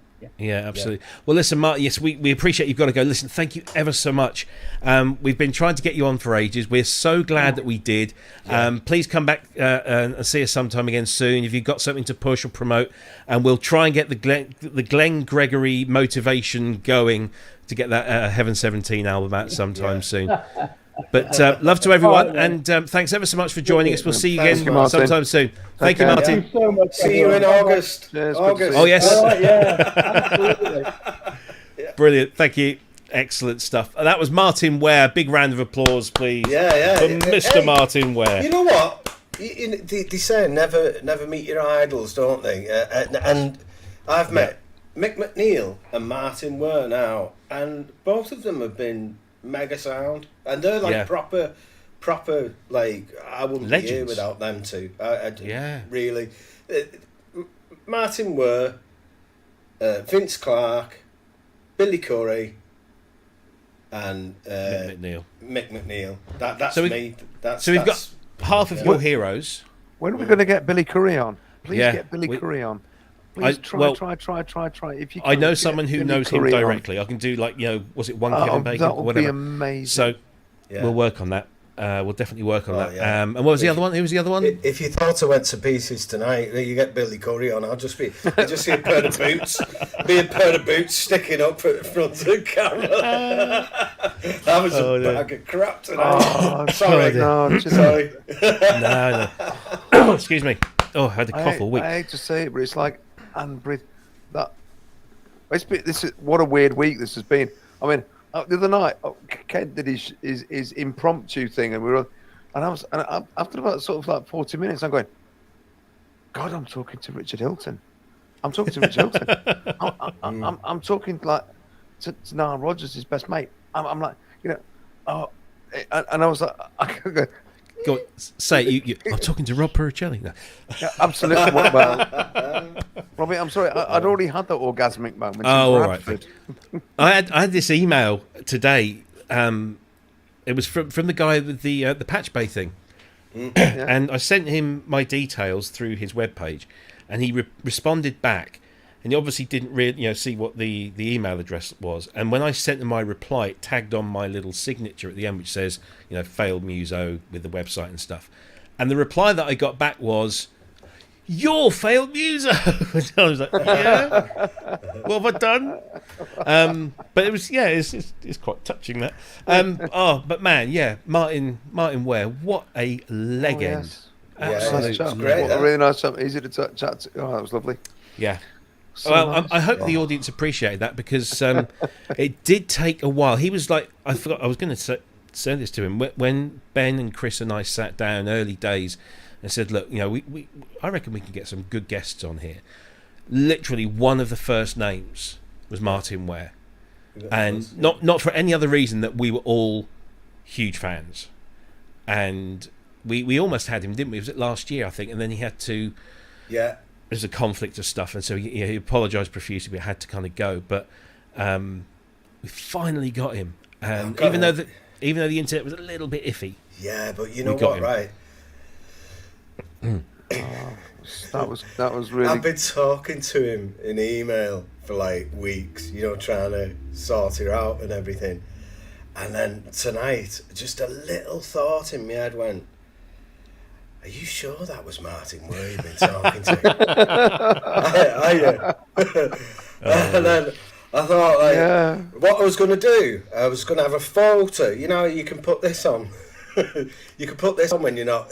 You don't want to be seen. I was going to have a photo of Martyn, and I was going to do the entire show as Martyn if he didn't turn up. That was my plan. That was my plan B. I was as shocked as anybody when I logged in and he was there. Like, it was good though. Yeah. Can I also just say thank you to everyone in the chat for all of your questions and for all the donations. It's been absolutely fantastic. Really appreciate that. And if you are watching tonight for the very first time, because maybe there are some Heaven 17 Human League fans that have picked up on this because it's been shared around the various groups. Hope you've enjoyed it. I know it's not so much, it's more technical and geeky than maybe a traditional kind of interview, but I hope that we got some good information out for you, and I certainly learnt a few things. And it's just a great bloke to be around. I'm quite envious of you getting to support him in August. Hey, have you just seen what Kent's typed in the chat? Yeah, I saw it. Oh, now that would also be amazing too. Kent is fast becoming our prime booking agent. Get a fee. Yeah, so we'd love to get Daniel Miller, and again, another legend from that era who has been responsible for so much. I was actually going to bring my whole Heaven 17 Human League BEF collection up because I've got some real odd, rarities and stuff. I thought, no, I can't. I honestly thought I was going to, Darren from Ramsey. Yes. And he puts his album. I thought, should I do that? Yeah. And I just thought, I'm not going to do that. I'm going to be fanboy enough without sort of smearing it all on, like butter on toast. No, I don't know. No, be subtle, Andy. Be subtle. You'll be all right. Because I've been slightly pinching myself all day that this is going to happen. I talked to a guy at work today, and he said, "What are you doing tonight?" And how do I answer that? Yeah. I'm talking to the founder member of Human League, mate. What are you doing? So like, say again. Well, honestly, it was like when I mentioned it, he said, I am actually. It really is, and like, how did that happen? I said, not sure, really. Well, I'm sitting. I'm still pinching myself. I've talked to Martyn Ware. That was anyway, Robbie. Thank you so much for actually asking me to come on, just because I live in a bloody stupid city in the north of England. Pleasure was all ours. No. I mean, seriously, once we got him confirmed, and so we have this kind of vacant seat now that we're going to try and revolve as much as possible to include yourself, and we've had Kent in a few times. We want to get Dr. Mike Metley back in and a few others. And I thought, well, there's none more appropriate, I think, than having somebody who lives and works in Sheffield, who's a massive fan. And I remember, when you went to see the Reproduction Travelogue gig, how, massive that was for you. And I thought, that was just it really was a totally amazing experience. You can't put into words what the atmosphere in Sheffield City Hall was like. I mean, I've been to gigs in there. It's a proper homecoming gig, isn't it? Well, that's part of it, but not everybody. I've no idea how many people who were in the City Hall were actually from Sheffield. I mean, I spoke to people who were I spoke to the guy from Wigan. I spoke to a guy from Sussex. I suppose people come from all over to be there on that night. Yeah, and it was really quite. I've been to countless gigs at Sheffield City Hall. Some have been great. Some have been extraordinarily. Like I've mentioned before, I went to see OMD in 1980 when it was filmed by the BBC. That was memorable because the television cameras and stuff. But that was super special. I can't describe it. There's got to be other events that people have been to that have had they've had similar feelings, but it was just yay. I was there that night. I was there that night. I've got the photos to prove it, mate. And it was just magical. It really was. Yeah. So thank you, my mate David, for doing that for me. You're a gorgeous human being, and I love you lots. Right. There you go. So just to repeat, because I think we owe this at least. So Electronically Yours with Martyn Ware is a series of ongoing podcasts. It's been going now for at least 18 months, I think. I need to listen to those. Yeah. I've not heard any. Silly funny me, thing I feel ashamed. I was speaking with Martyn some while ago about getting him onto my podcast thing with Sound on Sound. And Martyn and I were banging emails backwards and forwards, and then all of a sudden he kind of got busy again, and it didn't happen. And then he starts doing this as well. So it kind of, get the best of both worlds now. You get Martyn's own podcasts, and he's got some great people on there. If you want to know more about Martyn's work with Illustrious, this is the company he founded with Vince Clarke. And they do all these wonderful, amazing multi-channel 3D immersive soundscapes, both indoors and outdoors. And of course, Gabriel, his son, is now the head composer there. There's some amazing work that they've done. There's Gabriel just there now. It's fascinating stuff. And if you can ever, I walked across the Millennium Bridge in London, that goes from St Paul's to the Tate. And he had a thing there. It really is. It's stunning stuff. Really, really good. And if you want any information on Heaven 17, then heaven17.com is the place to go with all the gig dates and release dates and news and anything else that's going on in the world of Heaven 17. And of course, as was previously mentioned on the show, our very own Ben Simpson is going to be playing the same stage as Heaven 17. And Un, who I had no idea had Mark Radcliffe in it, and I've got a huge amount of time for Mark Radcliffe. Sorry, I've just completely blocked Andy off the screen there, but I can't do anything about it because it will. You're going to have to get yourself it's down no problem. to the gig. Yeah, well, we'll have to see if it's. I might be on holiday. Yeah. 12 to 7. Well, yeah, why not? Yeah, absolutely. So it's all in charity, mate. And so there's standing and seating and VIP options. Yeah, absolutely. So Electromantics and Un are supporting, and then Heaven 17 and the main attraction as cool. All right. So and there was an interview with you lot on Radio Northwich just the other day. Yeah.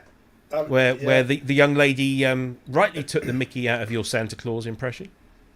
Yeah, she was dead shocked because last time she seen me, I didn't have a beard and I had a like. You looked like a white chocolate Malteser, didn't you? Yeah. Half a head of hair, you know. Blimey, that must have been like 1992. Yeah. So I haven't seen her since then. So like, she looks at me obviously like I look like Uncle Albert now off Only Something's Feels. tickled like, Andy. I've just seen Wagoo's comment. It's just maybe we can get Smashy and Nicey on as guests too. Yeah. All right, mate. That's all for charity, mate. Wags. Yeah. Honestly, man. Do you know, I've just seen here, I spent time that I really probably shouldn't say that, maybe the last half hour of my working day was actually spent going through, picking out all of these things. Like pictures of... yes. Yeah, so, that and that. Yeah. And that, which is one of the best album covers ever. Do you know, for such a long while in the 80s, I thought that was Suzanne and Catherine, not realising that, they weren't even in the band at the time. Yeah. Travel. Those thighs, those ankles were way too wide for the Right. Enough of that. Right. Has anybody got that? Because I haven't. It's only on cassette, isn't it? That one. It was originally, because obviously it's music for Stowaways, and Stowaways was the original name for the Walkman. But I got they did a reissue of it in the 90s on CD, so I managed to pick that up. Is that where that title comes from? Music for Stowaways. Yeah, it was the Stowaway was the kind of the original name for the Walkmans. Yeah. I had no idea about that one. I thought it was like if you want to get on a boat like that. No, it was a cassette only release back in the day. That was the kind of the first BEF thing. Then they reissued it on CD, and then of course you got this, which I think is just one of the best albums ever. If you've not heard that album, Glenn Gregory's rendition of Wichita Lineman is just mind-blowing because it's all electronic and it's this country and western classic, but it's just so much reverb on there. Of course Tina Turner's on that as well, and then there was the BEF2 album, and then there's BEF Greatest Hits, which is a big box set, and then you're gonna hate me about this, Robbie, but I haven't heard any British Electric Foundation, at least not knowingly. It's Heaven 17, Human League, and it's passed me by. I knew it existed, but I've never ever gone back. So I'm going to have to do that. That's another bit of homework that I'm going to have to do. Get Please, that done. yeah. I think everything is now on most of your streaming services these days. Certainly. So but there's the 3 albums, 1, 2, and 3. 3 was quite recent, and there's got some great. It's got Boy George on there, Green Gartside. Billy, who do you know Billy, who's one of the Heaven 17 backing singers. Yeah. She does a fantastic rendition of Small Town Boy, which is it's just brilliant, really, really good. I'm not sure if that's on 3 or whether it's in the box set, because the box set contains have the to go first back 2 and look albums. at these. Can I just say, I can tell you what put me off.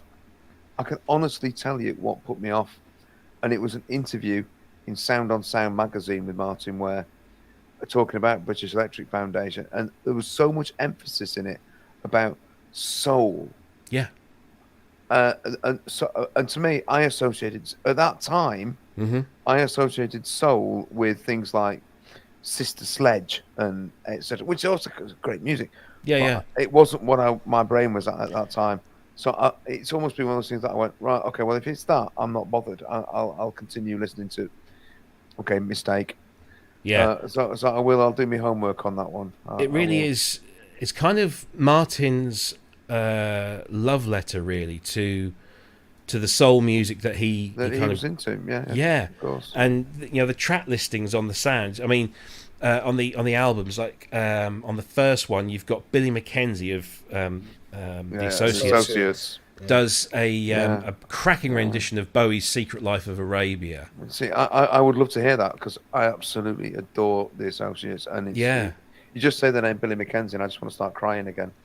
And me weeping in my box of tissues. So here's the thing. So obviously Tina Turner appears on that album. That was kind of she was doing nothing at the time, and he got her to sing Ball of Confusion.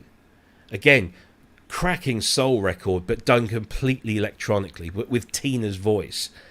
She then went on to do Let's Stay Together with Martyn, and there was another track on that Private Dancer LP that they worked, so 1984, which was another Bowie cover. But then on that Music of Quality and Distinction album #1, Bernie Nolan. So anybody outside of the UK and Ireland probably won't know who Bernie Nolan is, but she was part of a girl singing group called the Nolan Sisters. And she did a brilliant version of You Keep Me Hanging On. Only about a year or so later, a certain Kim Wilde picks up on this, and she does a version of You Keep Me Hanging On, and has a massive hit record with it. And so that album starts to influence the pop charts, but not directly, but kind of by sort of inadvertently getting people to do it. Ghost in My House. Who was the lead singer with Manfred Mann? Paul Jones? Is it Paul Jones? I probably got that wrong. But he did a cover of the Northern Soul classic Ghost in My House on BES album. And it wasn't long after that Marky Smith and the Fall had their hit with it, which was a brilliant version of it. So it's such an influential album. And then they didn't do a second one until the 90s, when they got people like, as he was known then, Terence Trent D'Arby. They got Richard Derbyshire from Living in the Box. He did a track. Lala Hathaway was on there. Green Gartside. Actually, they recorded with Green Gartside the Stevie Wonder cover, Don't Know Why I Love You, But I Love You.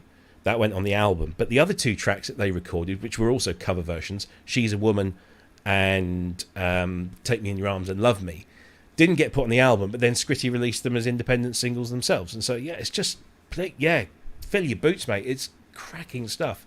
Yeah. And if you can get to see the BF shows live, because they just wheel out star after star. We saw them at the Camden Roundhouse.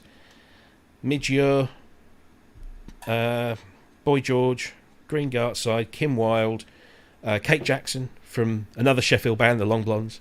Yeah, just brilliant. Just brilliant. You could send out an invitation to Midge-Ure as well. Oh, yes. If you haven't already done so.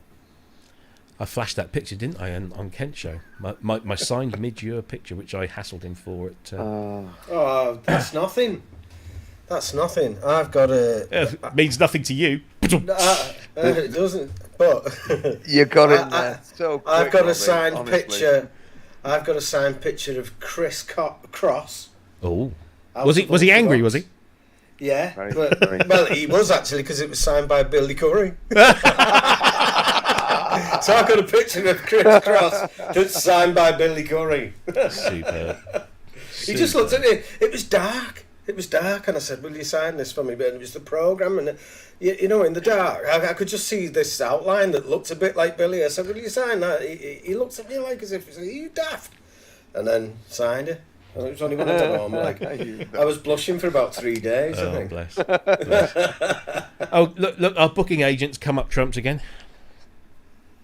Yes. You Do work it. your magic, Kent. Keep Just do working it. Yeah. You oil those cogs and make it happen. Come on. That will, we will sit here in joyful delight and watch, because absolutely. Get Billy and Midge on at the same time. Let's maybe? get Ultravox on. Let's get the whole of Ultravox. Oh, yeah, well, I mean, yeah, they're all Why still not get alive. John Fox on there at the same time? That might really be Well, just no, too much that to ask. is- But we get John Fox on his own. That'd be nice. Bit of a kick off there. I think. I just ask. I mean, because I think it's amazing the people you've actually managed to get in touch with and get on and do for this. It's really quite remarkable how it's sort of gone. Whoa. And Fantastic. none of us are more surprised than us. I mean, we just kind of chance it. Luckily we know some people like Kent who can put a few good words in. I mean, we do have somebody coming up, fingers crossed, that we can't say yet, but hopefully very soon we can. But yeah, I mean, actually, let's talk about who we've got coming on, because I need a wee. Kent's just said Dave Ball as well. That'd be cool. Oh, No, yeah. Dave Ball's, Not Alex Ball, Dave Ball. Dave Ball's in that Alex- list that I mentioned earlier. I missed him off, really. Dave Ball should be in it as well. Absolutely, yeah. And yeah, Rick Wakeman, I could probably get him here because he only lives about 10 minutes that way. Yeah, So I think that that would be might fun. scare him, that, Rob. Well, we go You to say, him. do you want to come into my special? He wouldn't room? fit. He wouldn't fit. He's huge. So let's remind everyone who we've got. We might have added some. So we've just had Martyn Ware, so I can put a tick against his name. So next week we've got Drew Schlesinger. My mouth, I need a drink. Drew Schlesinger, who is a sound designer extraordinaire. Then we've got Richard Hilton. Then we've got Adam Adamski. He's going to be telling us all about his synthesizers. Then, fingers crossed, the week after, we're going to have this super duper fantastic guest, but we can't say who until we get an absolute definite yes. The month of March, we kick off with Dave Bryce, who represents people like Cloud Microphones and Reverb Foundry. Then we've got Dan Goldstein from Cherry Audio. And here's a new one for you, because did we announce this last week? I can't remember if we did or not, but we've got this guy coming on, Starsky Carr. Oh, nice picture of a Pro One. Yeah, a nice picture of Starsky. So doesn't look quite as tidy as mine. Mine's much tidier than that now that Kent's had his hands on it. So yeah, he's a great synth YouTuber. Does some fantastic videos. So we've got him coming on, and then the week after, we don't have a picture of this one because this was only confirmed yesterday, wasn't it, Ben? You're on mute, mate. You're on mute. Yeah, I was speaking to him yesterday, and he confirmed it. Now it's a bit complicated, this one, because he is going to be on at this date. Yeah, but we might if the mega guest doesn't. Yeah, so we've kind of got him on. Yeah, we can. But he's flexible at the moment. Eric Norlander is scheduled for March 25th. What a legend! Yeah. So we've got Eric Norlander coming on. April 1st, it could only be Gaz Williams. He chose that date. He said, I've got to do April 1st. It's me, isn't it? So, yeah, absolutely. Then we've got Kelly Marie. We've got Michael Whalen coming back on the show, April 22nd, because he's got a new album coming out around then. So that'll be really cool. So we've got a whole bunch of people lined up for you over the coming months, and we are working on loads more. So, yeah. It's all right, that, isn't it? Yeah, so it's really good. I mean, this was supposed to be us quietening things down, and it's. I think we've gone the seem opposite. to be accidentally going for it. I don't know. It's fun. What else? I was going to say something that's just gone completely out of my head. Who else is so tomorrow? Are you on Ramsey's show tomorrow, Andrew? I think so. Yeah, I'm assuming so. Yeah, you always honestly. Yeah. Honestly, I'm just wondering whether I should actually just take a bit of a back seat because I'm a bit sticking my face all over the bleeding internet at the moment. It's just it's great. People must like seeing you. That's it. I don't know why. Honestly. Us two are on every bloody week. Yeah. Yeah, well, you're supposed to be. I'm still not used to it. Yeah. So for all synth related things, so what time does that kick off again? 12:45 UK time. I have no idea. I turn up and it's halfway through, right? So, well, he starts early, doesn't he? And just kind of does like very casual, like pre-show stuff, doesn't he? Yeah, I think it's 12:45. Obviously, because he's in Australia. He's starting at like 8 o'clock in the evening when it feels comfortable. Yeah. But to fit in with UK time, which he seems to have realised that the UK time has a nice crossover for lots of places.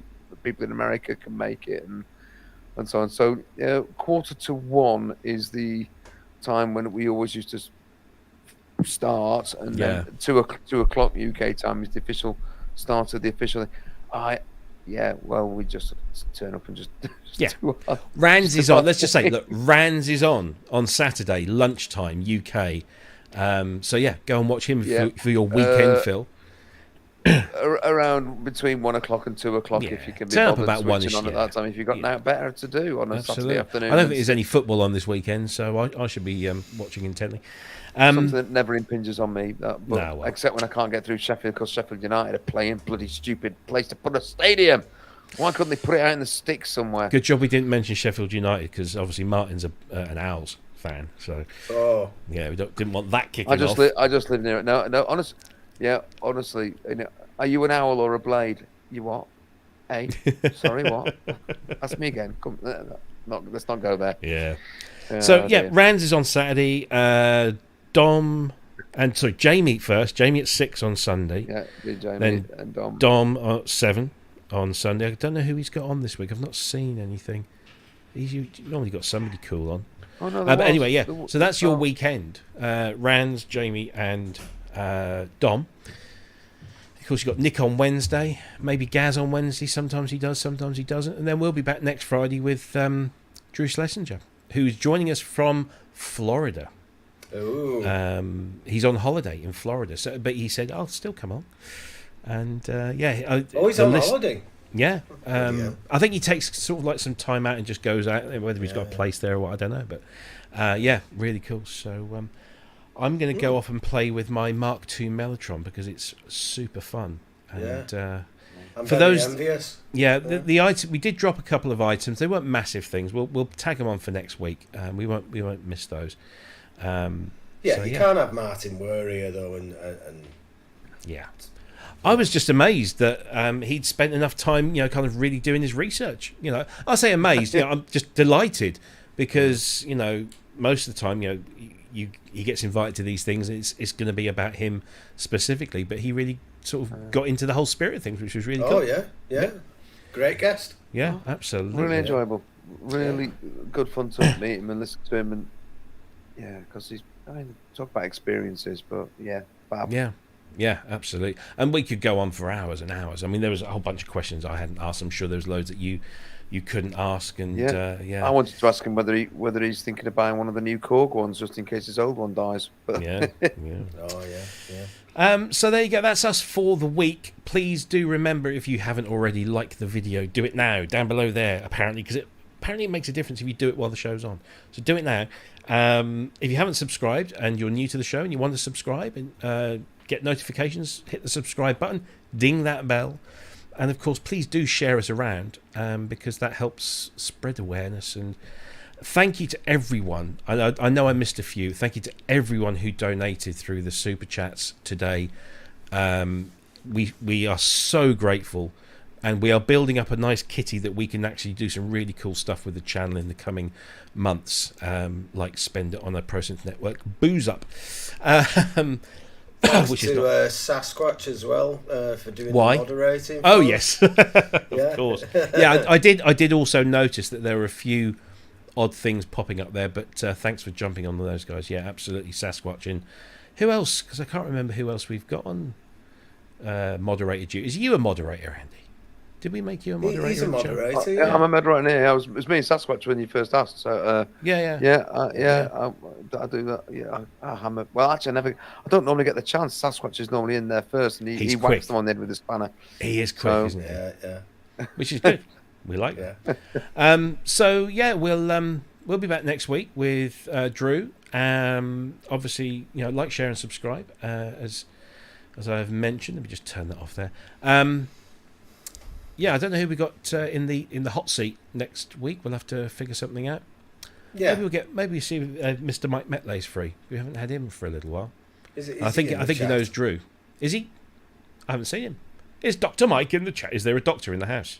There is one, but it's a different one. Yes, Mr. Manny Fernandez, or Dr. Manny Fernandez, to give him his full title. Thanks guys. Really, really enjoyed that one. Thanks for joining in, Andy. Great to have you on.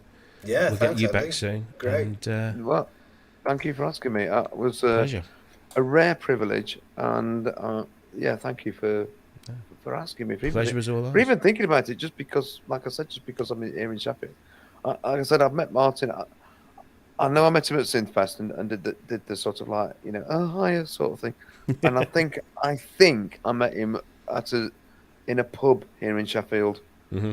Certainly Jarvis Cocker was there, and Phil Oakey was there. Blimey, Sheffield. And I have a feeling it was from the guy who owned the Washington pub here on Devonshire Green in Sheffield. It was a big muso pub. So, and there was something. It's such a long time ago, I can't really remember. But anyway, cool. Thank you once again. You're more than welcome. Thanks to everyone in the chat room. Thanks to you, Ben, as always, for manning the fort and the questions and switching cameras when I forget or when my screen. I've got to sort something out with my screen because if I move my cursor too far in one corner, it goes into sleep. So I need to sort something out there. It's not very good. But thanks, everyone. Thank you to all the people that donated money. And we will see you same time, same place next Thanks, week. everyone. Until Thanks, then, take care. Have a great weekend, everyone. Bye-bye.